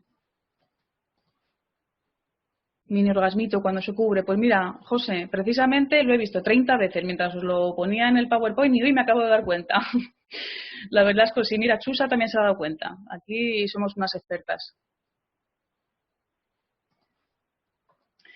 Bueno, pues como os iba diciendo, pues lógicamente por el desnudo, por el orgasmo, por todo en general, por la belleza de la actriz, tuvo un éxito descomunal en Europa esta película. De hecho, en algunos cines, en algunos países estuvo vetada precisamente porque lo consideraban pornografía. Los padres, los padres de Heidi, que no les hace ninguna gracia lo que ha hecho su hija, y mucho menos siendo tan joven, pues la obligan a casarse. ¿Y con quién la obligan a casarse? Pues la obligan a casarse con un señor que tiene una empresa de armas, este señor que veis aquí, Friedrich Mandel, y que no solo tiene una empresa de armas, sino que además, mirad con quién se relaciona. Con los nazis. Entonces, durante muchísimo tiempo, Heidi vive enclaustrada, se casa, la mujer no le queda otra y se tiene que casar, vive enclaustrada. Y digo enclaustrada porque no la dejaba salir apenas ni de la habitación, vivía en una mansión enorme y no la dejaba salir porque este hombre era celoso de todo. Y de vez en cuando, pues sí le dejaba asistir a determinadas cenas en las que ella incluso llega a conocer a Hitler, en una de ellas. Y bueno, pues aunque no es muy amiga de los nazis, pues entre su conocimiento de ingeniería y los intereses que tiene propios, pues se va enterando de cosas que pasan. De hecho, así es como consigue con el tiempo que este hombre le conceda el divorcio, porque le amenaza y le dice: sé muchas cosas sobre ti y si no me das el divorcio, pues ya sabes lo que te va a pasar. En este periodo que ella está enclaustrada y que no la deja vivir el señor Friedrich, tienen una sirvienta, una de muchas, dentro de la mansión, y con ella se llega a decir que tiene algo más que amistad. Heidi siempre se ha considerado una persona bisexual, pero lo ha dicho en muy pocos foros porque le llegó a traer problemas en Hollywood. Entonces, esta es una de las pocas veces que lo dijo al principio y luego después acabó desdiciéndose. No, la verdad, pues no sé si la llegaremos a saber nunca. Entonces, lo que hizo fue convencer a esta chica para que la ayudase, le dejase su ropa y poder escaparse vestida de sirvienta para que no levantara las sospechas por parte del personal que tenía su marido. Se llevó todas las joyas que pudo para recorrer Austria sin problema, acabó en París, no se sabe muy bien cómo, en un prostíbulo y de allí se fue a Londres. Ella llegó a medio insinuar que había sido trabajadora sexual allí un tiempo, pero tampoco se llega a confirmar y no aparece en ningún sitio más. Por fin en Londres pues consigue montarse en un transatlántico que la lleva a Estados Unidos a cumplir el sueño de su vida, a ser actriz. ¿Y a quién se encuentra adentro? Pues se encuentra al pez gordo de la Metro Goldwyn Mayer, que es Louis B. Mayer. La Metro, supongo que os acordáis todos del León, ¿no? Las más jovencitas a lo mejor no, pero el resto sí. Pues este señor, que es un pez gordo, al principio la ignora, luego le pide favores sexuales, que os suena esto de los productores que piden favores sexuales. Ella dice que nunca llegó a dárselos, pero no se sabe, y el caso es que acaba haciéndose amiga de la mujer de él y cuando llegan a Estados Unidos tiene un contrato de 7 años en la Metro debajo del brazo, o sea que el viaje tampoco le ha ido mal. Ella hace muchas películas, la más famosa es Sansón y Dalila, y durante muchos años pues se arrepiente de no haber elegido papeles que luego fueron míticos, como por ejemplo ser la protagonista de Casablanca o de Lo que el viento se llevó. Es decir, perdió oportunidades, pero bueno, como todos en la vida. Ella su faceta de inventora no la pierde nunca. Ella de hecho tiene en casa lo que es una tabla de una mesa pues para sus inventos que se hace domésticos, que no llega a conocer nunca a nadie, y llega un momento pues que decide que puede hacer algo más con ellos, ¿no? Que solo hacerse cosas a sí misma. Y este momento encuentra su punto más álgido cuando conoce al compositor George Antheil, que es un pianista, y empiezan pues con conversaciones, una cosa lleva a la otra y al final consiguen, no me preguntéis cómo funciona esto porque sería desastroso, pero consigue desarrollar la tecnología del espectro ensanchado por salto de frecuencia, que hoy se emplea tanto en Bluetooth como en Wi-Fi. ¿Esto qué quiere decir? Os lo explico como yo lo entiendo. En la guerra de la Segunda Guerra Mundial, los aliados pues estaban perdiendo poder frente a los nazis porque les pillaban todos los torpedos y todas las bombas. Entonces decían, sobre todo los torpedos. No entendían por qué y ya descubrieron que era porque les interceptaban siempre la frecuencia. Cuando en una conversación que mantuvieron Heidi y George se dieron cuenta de que esto podía tener una solución, la solución fue diferentes frecuencias, saltos de frecuencia, es decir, pues no lo sé, supongo que será como una emisora de radio que te viene por una frecuencia, pues en vez de oírla a través de una, oírla a través de varias. Entonces tú oyes una, pero tienes que tener el espectro de todas las demás para oír el programa de radio entero. Algo así es lo que yo entiendo. Lo que hacen es patentarlo y no les hacen excesivo caso, la verdad, en el gobierno de los Estados Unidos. Y lo que le dicen a ella es que es muy guapa y que lo que tiene que hacer es conseguir dinero para la guerra. Y la mujer, pues bueno, aparte de comerse el orgullo, pues decide que le conviene ayudar para que los nazis no ganen terreno y se dedica a vender bonos del Estado para que en la Segunda Guerra Mundial los estadounidenses tuviesen dinerito. Sigue con los inventos. ¿Sabéis quién es Howard Hughes? Hizo una película, creo que fue Leonardo DiCaprio, ¿no? Hace años. Howard Hughes era un millonario que tenía 250.000 millones de negocios y además era un gran inventor. Este señor luego se volvió loco con el tiempo. Seguro que si alguna vez lo volvéis a ver o veis la peli de Leonardo DiCaprio, seguro que os suena de algo. Se conocieron, se liaron, o eso dicen, eso contaba Heidi en una ocasión, y luego continuaron pues una especie de amistad. Y en la amistad era más bien interesada por parte de Howard porque intentaba apretar cada vez un poquito más a Hedy Lamarr a ver hasta qué punto podía conseguir, en el buen sentido, algo de ella en el plano de las invenciones. Le regala esta mesa que veis aquí, que va trasladando de caravana en caravana en cada una de sus películas para que no pierda el gusto a inventar cosas. Y en uno de los inventos que me ha resultado más, no sé, gracioso, es el de unas pastillas que transforman el agua en Coca-Cola. Heidi decidió que la gente que tenía poco dinero durante la Segunda Guerra Mundial y después no tenía acceso a comprarse una Coca-Cola y que no tenían por qué prescindir de esa bebida. Entonces, con un compuesto químico que le dio Howard, pues cogió y creó unas pastillas, que a saber dónde están las pastillas ahora. Las nuevas señales de tráfico que tienen en Estados Unidos también fueron ideadas algunas por ella. Y las alas que tienen ahora los aviones también fueron inventadas por ella, y le presentó el boceto a Howard Hughes, que también era un magnate aeronáutico, y desde entonces está aplicando en todos los aviones. O sea que sabía un rato esta mujer. La pena, pues que los científicos, como eran muy envidiosos y como no, eran hombres, pues empezaron a decir entonces y con el tiempo que en realidad ella no había inventado el espectro ensanchado del que hablábamos antes, del que ahora se nutre el wifi y el bluetooth, y que no había inventado nada de esto, que ella lo que había hecho era escuchar a los nazis cuando se casó con aquel señor y que desde entonces pues ha ido soltando poco a poco la información que tenía. En fin, envidia, como siempre. Cada vez trabaja menos, ella se desinteresa por la gente, está harta de que la juzguen solo por su físico, solo se relaciona con personas interesantes y escribe una novela autobiográfica en la que detalla con pelos y señales, porque ella no ve ningún problema, sus escarceos sexuales. Y como estamos todavía en los años 60, si no recuerdo mal, y Estados Unidos es un país de los más hipócritas que conocemos, pues empiezan a dejarla un poco de lado. Ellos la dejan de lado, pero el tema de la industria cinematográfica, pero por parte con el tiempo, mucho tiempo después, por parte de inventores bastante importantes, asociaciones de inventores, empiezan a darle premios a los que ella no asiste, porque desgraciadamente, aunque el físico decía que no lo valoraba tanto, sí lo valoraba, y se hace una serie de cirugías que le destrozan la cara y ya le da vergüenza hasta salir de casa. Pero nos vamos a quedar no con que no recogiera los premios, sino con que el Día del Inventor a nivel internacional es el día de su nacimiento, el 9 de noviembre, que es una cosa que yo no sabía, la verdad. Me contaron que había, qué pena haberme perdido, que hubo no sé cuándo una exposición en la Fundación Telefónica. Sé que Rocío la ha visto, porque pues ya quien me lo contó, de esta mujer. ¿Alguien más la ha visto? No sabemos. Qué pena.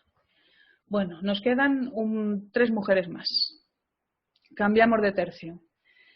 Ahora nos vamos a ir al oeste, al oeste, pero no al oeste de los vaqueros, el oeste un poquito más tarde. Y vamos a ver a una mujer que se enfrentó a todo lo que pudo con tal de ayudarnos a nosotras, a otras mujeres.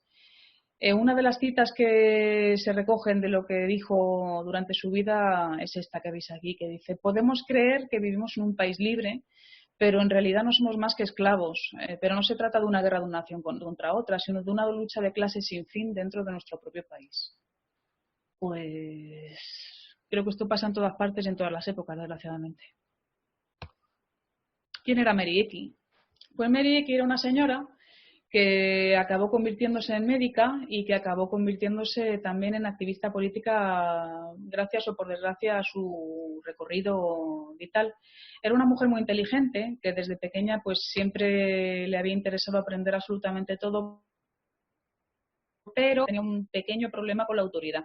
Entonces en el colegio la echaban, la admitían, hasta que conoció dentro del colegio a esta mujer. Bueno, esta mujer, como si supierais de quién os estoy hablando. Esta chica, ¿vale? Que se llamaba Bessie Holcomb, pues coincide con ella como estudiante, intercede porque cae muy bien a los profesores, intercede por ella y le dejan de vez en cuando asistir a clase. Hay dos motivos por los que Mary no va a clase. Uno, porque era pobre y tenía que trabajar cada 2 por 3 para ayudar a la familia. Y dos, porque cada vez que le daban una orden, pues reaccionaba de aquella manera. De todas maneras, lo que hizo Bessie fue para que su amiga y pareja, porque se hicieron pareja, no perdiera el ritmo, pues le enseñaba todo lo que estaba aprendiendo ella. De esta manera ella pudo continuar un poquito mejor sus estudios. Se hacen mayores, terminan los estudios y Bessie decide comprarse un terreno en Oregón. Eran de Massachusetts, que no lo he dicho. Decide comprarse un terreno en Oregón y vivir allí. Ahora nos puede parecer un poco raro, pero en aquel momento que 2 mujeres, 2 hombres o quien fuera se compraran un terreno para cultivarlo era lo más normal, entonces no levantaban ninguna sospecha. Se compran un terreno allí y como Mary no tiene estudios, se dedica a lo que puede, que es llevar los terrenos y la casa, y Bessie se dedica a ser profesora. Pero ¿qué pasa? Y aquí ya interviene un poquito el genio de Mary. Pues que siendo profesora Bessie, pues da con un jefe que decide un día que ya no lo va a pagar más. Ellas dos van y le dicen, bueno, intentan dialogar con él, intentan que les devuelva, no, que le dé el dinero que le corresponde, pero él decide que no se lo va a dar. ¿Y qué hace Mary? Se va a su casa, coge un látigo y le da un par de latigazos, así, y se queda tan a gusto. Después de darle el par de latigazos, la arrestan. Pero como en el pueblo de allí de Oregón habían sido todos estafados por el mismo señor, pagaron entre todos la fianza de Bessie, aun sabiendo que eran pareja, porque ya se enteraron, sabiendo todo, les dio igual, le pagaron la fianza a Mary, no a Bessie, para que saliera de la cárcel, cogieron el látigo lo subastaron, sacaron dinero y se lo dieron. O sea que, bueno, Tomás Genio al final consiguió bastantes cosas. Estuvieron unos años allí y luego decidieron marcharse a vivir a San Francisco. Allí ya toman caminos distintos, allí ya se separan y ya no son pareja. Mary empieza a estudiar en la Universidad de San Francisco, está unos años, pero al final se vuelve a Oregón y termina sus estudios en la Universidad de Oregón. Empieza a ejercer a principios del siglo XX y se especializa en obstetricia, en ginecología y en pediatría. Esto va a ser muy importante, sobre todo, no solo a nivel profesional, sino a nivel de activismo político. No solo, ella como activista hace muchas cosas, ayuda a las mujeres a que tengan toda la información sobre anticonceptivos que necesiten. Además, también empieza a reunirse con mujeres que están metidas en asociaciones para el sufragio de la mujer, que en aquel momento pues no podían votar todavía. Y lo hace tanto a nivel nacional como a nivel estatal. En una de estas idas y venidas conoce a Harriet Speckard. Harriet Speckard era pues una mujer adinerada, de familia de muchísimo dinero, y se enamoran.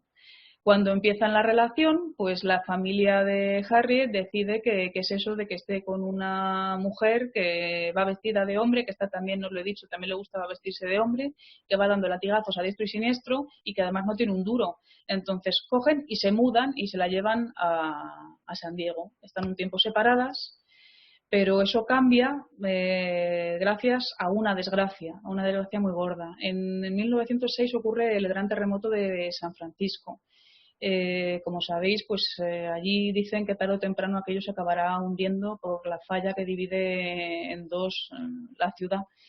Y en el terremoto de 1906 murieron cerca de 10.000 personas. He visto muchos vídeos muy chulos, pero me parecía que era un poco morboso, entonces no del terremoto en sí, sino del antes y el después. Entonces al final he decidido poneros una foto y ya está. Y Mary empieza a hacerse famosa a nivel internacional, a nivel nacional en su país, porque es la única mujer que se presta voluntaria de alto rango, de médico, para trabajar en Oregón, para trabajar en la visión de Oregón, para trabajar en San Francisco. Ella tiene un ala entera, hacen una serie de hospitales militares, ella tiene un ala entera de obstetricia en el que dicen que atiende cerca de 300 camas ella sola. Entonces, después de todo esto, al ver lo que había contribuido y lo que había colaborado, pues obtiene un reconocimiento en medios grandísimo que le servirá para después paliar algunos problemillas que tiene y llega a recibir una condecoración del Ejército de los Estados Unidos, que eso no era nada común en mujeres, ni muchísimo menos. Como los padres estaban enfadados, pues ya os he dicho que se habían ido a San Diego. San Diego y San Francisco no están muy lejos y como ya pasaba por allí Mary, pues decide que se va a ir a ver a Harriet Speckart, que es la mujer que había conocido antes y la que se había enamorado. Se va a ir y le va a decir, como médico que es, que tiene que irse a vivir a otro sitio, que casualmente es Oregón, porque le va a venir muy bien para su salud, para el clima. Una absurdez que le sale bien y al final se van a vivir juntas otra vez. Se van a vivir juntas a Oregón, que era donde tenía el terreno Mary, pero los padres no están contentos. Entonces los padres lo que hacen es, como tienen dinero, pues se meten con los medios y hacen pues unas campañas de desprestigio contra Mary diciendo que solo está por el tema del dinero, por el tema de la herencia, que solo le interesa a su hija por el tema de la herencia. Se crecen estas dos señoras, tanto Harriet como Mary, y dicen que no, que ellas se quieren y que el dinero no tiene nada que ver con su relación. Y desde que se crecen ya no dejan de tener problemas de todo tipo, o sea que continúa la relación. Mary no solo trabaja para conseguir el sufragio femenino, sino que, como os decía antes, intenta pues ayudar a las mujeres para que tengan partos seguros, porque no todas se podían permitir el tener un parto seguro, para que conozcan métodos anticonceptivos y suena feo, se organiza este tipo de información con una abogada, que es la abogada que veis aquí, que se llama Margaret Sanger, con la que escribe folletos y los distribuye por todas partes del Estado y les trae bastantes problemas. La verdad es que esto les trae bastantes problemas porque Margaret escribe lo que tienen que hacer a nivel legal si necesitan cualquier cosa, cualquier ayuda a estas mujeres y Mary lo que hace es poner la parte médica, pero les trae muchos problemas con las autoridades. En uno de esos folletos que reparten, pues a Mary la encarcelan. La encarcelan y después de que la encarcelan se vuelve aún más radical. Ahora ya no da solo información. Ahora lo que hace es practicar abortos a mujeres sin recursos. Ya va directamente a por la lucha de la reforma laboral de los trabajadores. Ya se ha cansado de aguantar lo que no está escrito y sigue peleando por el sufragio femenino.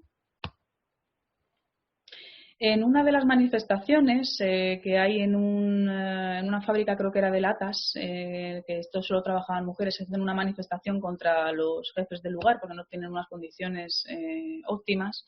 Y en esta manifestación la policía descarga brutalmente contra las mujeres. Al descargar brutalmente, pues algunas reaccionan y la señora del látigo pues no iba a ser menos. Reacciona y se enfrenta a un policía. Y el policía la acusa, os puede parecer absurdo, pero bueno, y el policía la acusa de que le ha intentado asesinar con una aguja del pelo de sombrero. Si veis las agujas que hay aquí, no son las agujitas que nosotros tenemos en la cabeza. Las agujas que se utilizaban antes eran agujas que a lo mejor medían, pues no sé, 30 centímetros. Y de hecho, en los periódicos de la época se avisaba a los señores de que tuviesen cuidado con las agujas de estas mujeres, vamos, de las mujeres que lo utilizaban, porque no era la primera vez que alguna mujer se cabreaba con su marido y se lo clavaba. O sea que algo que nos puede parecer ridículo, en la época les avisaban a ellos. Y el policía además dijo que él tenía la aguja envenenada, una tontería detrás de otra. Ella dijo pues que lógicamente no era cierto y que lo único que había hecho era defenderse. Pero como que vuelve a entrar y salir otra vez de la cárcel, Speckart, la que había sido su pareja durante todo este tiempo, la abandona y le dice, mira, que no puedo más. Conoce a un señor, se va con el señor y a la semana vuelve con ella. Tampoco es que aguante mucho sin ella, pero el caso es que la mujer lo intenta. Mary se asusta y dice, joder, que al final me va a dejar, vamos a adoptar a una niña. Y como Mary ya se está empezando a relacionar con mucha gente, consigue a través de un amigo juez, porque en aquella época adoptar una mujer sola o dos, pues imaginaos, si es difícil ahora, imaginaos antes. Consigue a través de un amigo suyo juez el adoptar a una niña que pone con sus apellidos, pero que es de las dos. Esta es la niña, que se llama Mary también y que además llegó a ser una buena piloto de aviación. La he puesto ahí como curiosidad. Mary, que se ha relajado un tiempo porque para que no la deje su pareja, pues vuelve a caer en lo mismo y empieza a manifestarse en contra de la Primera Guerra Mundial. El problema con el que se encuentra es que la persiguen, tanto a ella como a las personas que eran disidentes en esta guerra, y la persiguen, la investigan, ponen a gente en su entorno y la acaban teniendo un juicio, metiéndole en la cárcel de San Quintín, y las acusaciones que tenía eran por sedición, porque iba en contra del ejército estadounidense. Y aparte la humillan y le dicen que además tienen pruebas de que es lesbiana y de que tiene muchos problemas con la ira. Y le ponen el ejemplo del látigo y de la aguja. Mary lo que hace para defenderse es decirle, señores, que yo no tengo nada en contra del gobierno ni en contra del ejército, que yo tengo en contra de las industrias que ganan dinero con la guerra. Es decir, sentido común. La condenan a 3 años en San Quintín, de los que solo cumple 10 meses. Pero cuando sale de allí, porque durante todo este tiempo su pareja se ocupó de su hija, cuando sale de allí, pues la que era su pareja deja de serlo, definitivamente, y Mary ya se encargará de cuidar de su hija pues hasta que ella se hace mayor y puede valerse por sí misma. Pasaron muy poquitos años hasta que Harriet muere y Mary, aunque ya no eran pareja, pues cae en una profunda depresión. Luego estuvo con una señora que se dedicaba también al sufragismo femenino, pero siempre consideró a Harriet como el amor de su vida. Y bueno, pues cuando murió, el reflejo en los periódicos la verdad es que fue sentido, porque aunque había sido una persona que había armado muchos escándalos, también hizo que la quisiera muchísima gente precisamente por su labor social.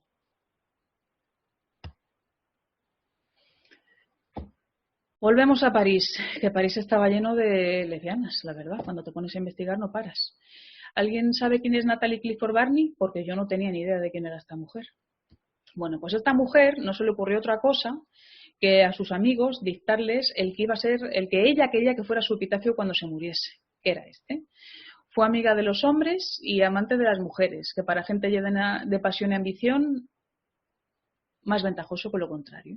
¿No? Empezamos bien.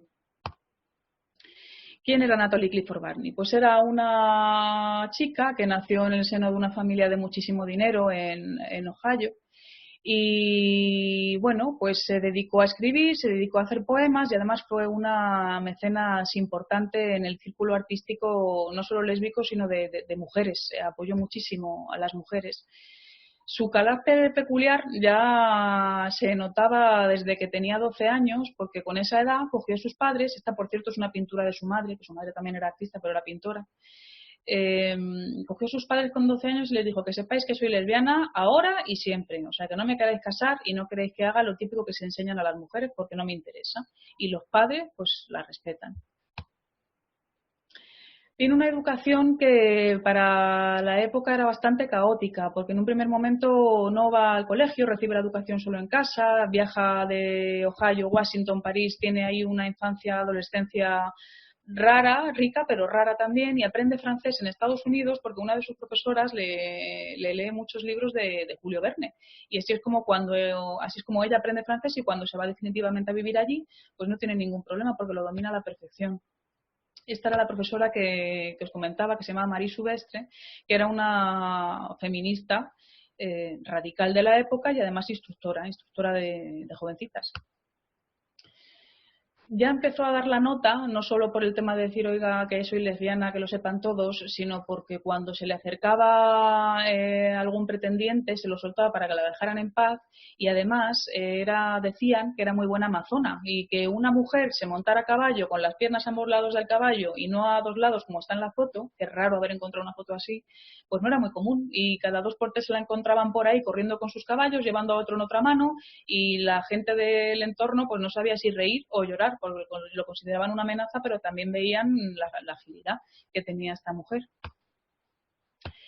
En 1900 decide sacar su primer libro de sonetos, sus primeras poesías. Tiene el morro, que su madre no lo sabía, la mujer, de decirle a su madre que por favor pinte unas acuarelas de determinadas chicas que le va presentando, que casualmente luego con el tiempo se sabrá, que digo lo del morro, que eran sus amantes. Claro, su madre no lo sabía. Esta es la primera vez desde Safo que alguien escribe abiertamente poemas lésbicos, poemas dedicados a las mujeres. Y aunque recibe muy buenas críticas por parte de determinados medios especializados de la época, también recibe muy malas críticas y el padre no lo puede consentir. Entonces el padre lo que hace es comprar todos los volúmenes que hay en aquel momento de su libro y prohibirle escribir. Y ella dice, bueno, pues no te preocupes, sigo escribiendo, pero esta vez con un seudónimo, y en vez de escribir con mi nombre, escribo con el nombre de Trife. Bueno, pues escribe al poco tiempo pues otra pequeña novela, ya sin el padre de por medio, y ya no hay ningún problema. Pero el padre se muere. El padre se muere y con el dinero, que no os podéis imaginar la cantidad de dinero que hereda, porque el padre trabajaba en el ferrocarril, se va a vivir definitivamente y se va a instalar en París. En París, aunque su nombre no nos suene, el de Natalie Clifford, la conocieron pues toda la flor y nata de la época internacional, pasaron por el que fue uno de los salones más importantes a nivel artístico de Europa. Se compró una casita en el centro de París y la casita pues tiene un templo, como veis ahí, y ahí en el templo pues hacían danzas, hacían bailes, representaban obras de teatro, debatían sobre literatura, todo lo que querían. Ahí sobre todo había chicas, muchas mujeres artistas sobre las que ella intentó ayudar de todas las maneras, y no penséis mal, de verdad que intentó ayudar. Y bueno, pues una de las cosas que tenía más importantes era que fue abriendo mucho lo que era la forma de pensar de aquel momento en cuanto a las relaciones entre mujeres, porque como allí, si querías entrar y querías formar parte de la élite, tenías que tolerar, entre comillas, todas las relaciones que tenían lugar dentro, pues no les quedaba otra a los hombres que tenían problemas. Aquello se llamó el Templo de la Amistad. Cuentan que Mata Hari, aparte de todos los literatos que fueran por allí, pintores, etcétera, etcétera, cuentan que Mata Hari incluso llegó una vez a aparecer por allí montada a caballo y a hacer de Lady Godiva, que estaban de vez en cuando, también se les iba un poco la mano. Conoció a muchísimas mujeres con las que tuvo relaciones, algunas eran importantes, otras eran menos. Pero al final se enamoró perdidamente de una pintora que se llamaba Romaine Brooks, con la que estuvo hasta el final de sus días prácticamente emparejada. Y también tuvo una relación, Natalie era de relaciones abiertas. Entonces también tuvo una relación con Dolly Wilde, que era la sobrina de Oscar Wilde. De hecho había una broma, si se puede llamar de alguna manera, en aquel momento en el que decía que a la única persona que le gustaban las mujeres en esa familia era la sobrina. Tuvieron una relación que duró muy poquito y Natalie continuó con Romaine. Con el dinero que tenía fundó la Academia de las Mujeres, que era para ayudar a todo tipo de artistas y para tanto económica como formativamente. Y lo hizo también en contraposición a la Real Academia de las Letras y de las Artes que había en aquel momento en París, en la que solo formaban parte hombres, no ayudaban a las mujeres. Escribió alguna novela más y los problemas llegaron cuando llegó la Segunda Guerra Mundial. En la Segunda Guerra Mundial hay personas que ya han hablado de ella pues de otra perspectiva, no desde la de una mecenas liberada por cómo era ella, sino desde la perspectiva de alguien que al principio criticó a los judíos y al final acabó defendiéndolos. De hecho, tanto Romain como ella estuvieron un tiempo viviendo en Italia, escapando de lo que pensaban que era la invasión nazi en Francia, y se encontraron con Mussolini, o sea que les dio exactamente igual. Y tuvieron tanto una como otra que hacer obras pues de acuerdo a lo que les pedía el régimen si querían seguir vivas. Al final de sus días, esto Romain no lo pudo soportar, el haber servido a quien no debía. Y se sumió en una depresión y acabaron distanciándose y rompiendo la relación. Y Natalie pues terminó sus días sin dinero, porque se lo había gastado todo en los demás y en fiestas, y al final pues acabó en un sitio muy pequeñito y ayudada por las personas que a lo largo de su vida pues habían recibido su ayuda. Y para terminar os voy a hablar de una de mis mujeres favoritas, de las que hemos visto hoy, Josephine Baker. ¿La conocéis? ¿O no la conocéis? ¿Te suena? Bueno, pues Josephine Baker fue muchas cosas y entre ellas pues fue activista también por la no discriminación racial. Y de ahí viene esta frase, de ahí viene esta cita suya que dice: he caminado en palacios de reyes y reinas, también en casas de presidentes y en muchos lugares más, pero no pude entrar en un hotel en Estados Unidos y tomarme un café, y eso me enfadó muchísimo. Josephine Baker fue bailarina, cantante, primera vedette en París, actriz, espía y activista. O sea, creo que se le quedó poquito en el tintero a esta mujer. Pero tuvo unos inicios muy humildes, muy humildes. De hecho, sus padres eran jóvenes cuando la tuvieron, el padre enseguida abandonó a la madre le enseñó a ganarse dinero en la calle por unas monedas bailando, y al final acabó pues sirviendo en casas de ricos donde abusaban de ella física y sexualmente. De hecho, ella cuenta una historia de un perrito con el que, en la última casa en la que estuvo, que ya al final decidió salir de ahí y nunca más volver a servir, en la última casa en la que estuvo la tenían en el sótano, y en el sótano compartía espacio con un perro y apenas les daban de comer a ninguno de los dos. Al perro nada, y ella cuando podía compartía comida con él. O sea, historia bastante desagradable. De hecho, ella decide, siendo una niña, dejar de servir cuando la dueña de la casa, pues para castigarla, vete tú a saber por qué, le mete la mano en una olla hirviendo. Entonces se despertó en el hospital y dijo: hasta aquí hemos llegado. Pues ¿qué pasa? Pues que con 13 años se encontró con un señor que se llamaba Willie Baker, de ahí coge ella su apellido. Se casa con él, pero se llevan fatal y lo deja. Y decide que basta ya de depender de los demás, que se va a hacer bailarina, que es lo que ella quiere. Josephine se casó tropecientas mil veces, o sea que os hago referencia al primero porque cogió el apellido y al resto ya no voy a hacer referencia más. Consigue trabajo en Brooklyn.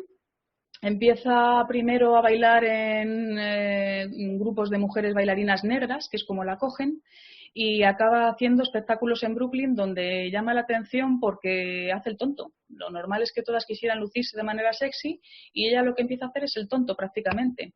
Y poniendo estas caras y bailando el charleston vestida con una falda de plátanos, pues se hace famosa. Fijaos qué forma más curiosa y qué tía más lista. Llega un momento en el que le ofrecen, se hace tan famosa que le ofrecen el irse a París, ¿cómo no? Y empezar allí lo que se llamaba la revista negra, que la revista negra pues eran una serie de actuaciones en teatros pues de vedettes, etcétera, etcétera. Y os voy a poner un cachito cortito, ¿vale? Que estoy viendo las horas que son, pero para que veáis lo que hacía, que yo cuando lo vi dije: ¿esta mujer se hizo famosa así? Pues se hizo famosa así y se hizo rica, no solo famosa. Si sale, pues lo vemos. Es que aquí no he podido meter el vídeo como antes. Tienes que dar la nueva función, Lorena, que si no, no lo vemos. ¿Te acuerdas? Lorena.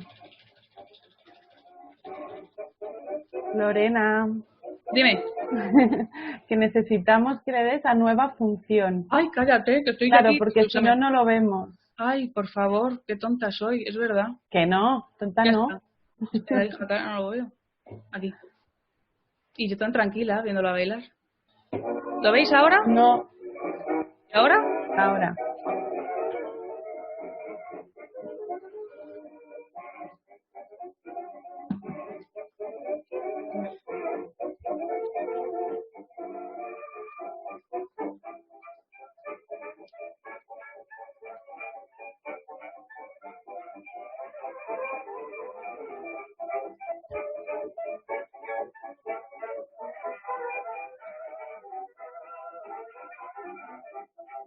Bueno, os podría tener así una hora más, pero se tira todo el vídeo haciendo lo mismo. Pues así se hace famosa. Y ahora sí que lo voy a compartir función. A nueva función y volvemos al... aquí. ¿Hemos vuelto todos al PowerPoint? Hemos vuelto. Vale, pues vamos a ver. Bueno, pues se hace tan famosa que hace lo que le da la gana. Y cuando digo que hace lo que le da la gana es que en un espectáculo pues deciden hacerlo con animales salvajes y en uno de ellos pues le llevan a este guepardo, esta chica que se llamaba Chiquita. Y Chiquita se convierte en su amiga inseparable, como quien tiene un perro y lo lleva a todas partes. De hecho, llegó a llevársela hasta el cine. Hay historias, anécdotas en las que se la lleva al cine. Y los maridos que tenía y que mientras duró la vida de este animal se quejaban porque decían que quien compartía la cama con ella era Chiquita, no ellos. Josephine era bisexual, no solo se casó con tropecientos mil hombres y tuvo affairs con ellos, sino que también se relacionó con muchas mujeres y entre ellas, una de ellas fue Frida Kahlo. Se relacionó también con una escritora muy famosa de la época, que se llamaba Colette, que también era bisexual. Y os cuento esto porque lanzó una canción que fue muy importante entonces, que se llamaba Tengo dos amores, que para el mundo entero era Estados Unidos y París, pero para lo que no era el mundo entero era su marido de entonces y Colette, que realmente por eso cantaba esa canción. También fue la primera persona negra en protagonizar una película. Empezó a no solo cantar y a hacer espectáculos, sino también a hacer películas. Consiguió el pasaporte francés y justo cuando consigue el pasaporte francés, pues empezamos a tener otra vez problemas con los nazis. Ella decide que no lo va a tolerar, que ha tenido muchos problemas por racismo en su país y que ahora no va a seguir viviéndolos fuera cuando viven con una plenitud y una libertad absolutas, y se dedica, como se relacionaba con los círculos más altos del momento en Europa, pues se dedica a información que recoge, información que traslada, e incluso documentos importantes los mete entre sus partituras y así es como se los lleva, entre las partituras, para dárselos a los aliados. Finalmente pues recibe condecoraciones por parte del ejército francés y además se hace piloto, algo muy curioso que yo no sabía. Después de todo este jaleo de ser actriz, de ser cantante, de bailar y de ser espía, decide que quiere tener hijos. Con el marido que tiene entonces lo intentan, pero no puede, tiene un aborto, le hacen una operación, la operación sale mal y al final se queda estéril. Y lo que hizo fue durante muchísimos años adoptar a niños de todas las nacionalidades y ella los denominaba la tribu arcoíris. Estos son sus hijos. Después de tener los niños, pues empieza a tener una conciencia un poco más social que ya tenía, pero se le había olvidado un poco, de cómo es la vida en Estados Unidos de la población negra. Y no sé si recordáis el speech de I Have a Dream de Martin Luther King, súper famoso. Bueno, pues la única mujer que habló durante la marcha en Washington, que fue cuando este hombre hizo ese speech, fue Josephine Baker. Josephine Baker al principio no quería hablar en público porque aunque era muy famosa y tenía muy buenas relaciones, no se sentía excesivamente culta y le dio mucha vergüenza. Hizo que incluso Martin Luther King le repasara el discurso antes de darlo. Y a partir de entonces se hace activista política hasta el resto de sus días. Y cuando Josephine fallece, porque llega el momento para todos, en París no solo están agradecidos por todo lo que hizo por ellos, tanto a nivel artístico como a nivel político, sino que se sienten en deuda y le hacen el primer funeral con honores a alguien que no es ni estadista ni militar. Y así se despiden de Josephine, una persona que lo hizo prácticamente todo. Y bueno, pues espero que os haya entretenido un ratito. Ya sé que quizá lo he hecho muy deprisa, no lo sé, pero viéndolo ahora tampoco me quería extender mucho más. Si queréis decirme algo, echarme la bronca, estoy dispuesta. Todo oídos. Bueno, yo sí quiero decir. Yo quiero decir que muchas gracias. Lo primero, Lorena, enhorabuena por la charla. Madre mía, menudo currazo te has dado. O sea, Vaya recorrido tan potente, cuántas historias, qué gustazo escuchar estos trocitos, ¿no? de la historia tan bien contados, ¿no? Y de manera tan amena y tan fluida y Muchas gracias. nos has tenido a todas, yo creo, vamos, no se ha ido nadie, se han ido 2 o 3 porque tenían que irse, pero vamos, nos has tenido a todas, yo creo que anonadadas aquí, pegadas al... De verdad, te debo yo una lo digo caña, de verdad. te debo una caña. De verdad que lo digo como de todo corazón. Mira, enganchada con una peli flipando, sale el chat, me ha encantado, o sea, es que ha estado súper bien, de verdad. Pues muchas gracias, porque como no se oye nada, ahora entiendo cuando los profes dicen, es que esto no me gusta, ¿cómo les va a gustar? Si es que es un poco, sí, cuesta, porque además te haces preguntas y nadie te contesta. No, te miro a ti, miro a Kini, miro a Alba, que soy los que tengo ahora mismo ahí, de vez en cuando miro a otra gente y cuando nadie me mueve la cabeza me desespero. Lorena. Sí. Bueno, encantado la exposición. Además has utilizado uno de mis cómics favoritos, que es el del culote, que es Valerosas en español y que lo tengo yo y maravilloso. Es maravilloso, es precioso. Y solo quería solventar un error que he cometido yo. O sea, y es muy friki el error que he cometido, el de la Marvel. pero quería solventar.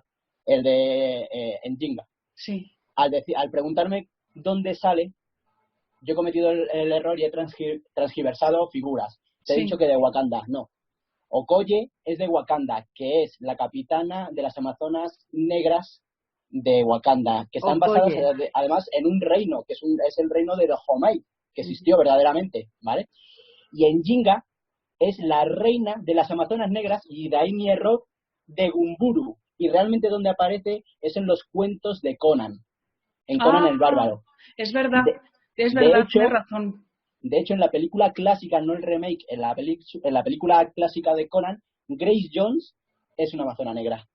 Pues es ella, se basa. Perdona por el error. No, pues muchas gracias por la aclaración, que yo también soy... al final he cambiado una figura por otra, pero porque las dos son amazonas negras, pero son de partes diferentes. Las dos son de Marvel, pero de partes diferentes. Pues y gracias. De nuevo, muchas gracias, porque me ha encantado la exposición. A vosotros. Antes de que se vaya la gente, que se me olvidaba dejar, me he quedado tan alucinada con la charla, de verdad te lo digo, que se me ha olvidado compartir el enlace para que valoréis la tertulia, la charla. Os la acabo de dejar en el chat, ¿vale? Pues son 3 preguntillas súper sencillas, súper fáciles, y seguro que a Lorena pues le va a ayudar un montón. Y ya está. No sé, gracias. Gracias a todos. Es que es súper guay haber traído a un espacio así a mujeres tan potentes, que desconocidas, como otras miles. Y bueno, qué bien que podamos repartir todo esto a través de las redes, ¿no? Y de pues la posibilidad que nos da ahora el dejarlo en YouTube. Y que esto se difunda. Vamos, me encanta. Este vídeo va a ser uno de los más vistos, ya te lo digo. Bueno, no sé, mira, yo con haberlo hecho ya y ver que algunos me decís que os ha gustado, ya hoy duermo, o sea que con eso. Bueno, pues a descansar tranquilamente. Muchas gracias. Bueno, pues nada. ¿Más? ¿Quiere aportar algo?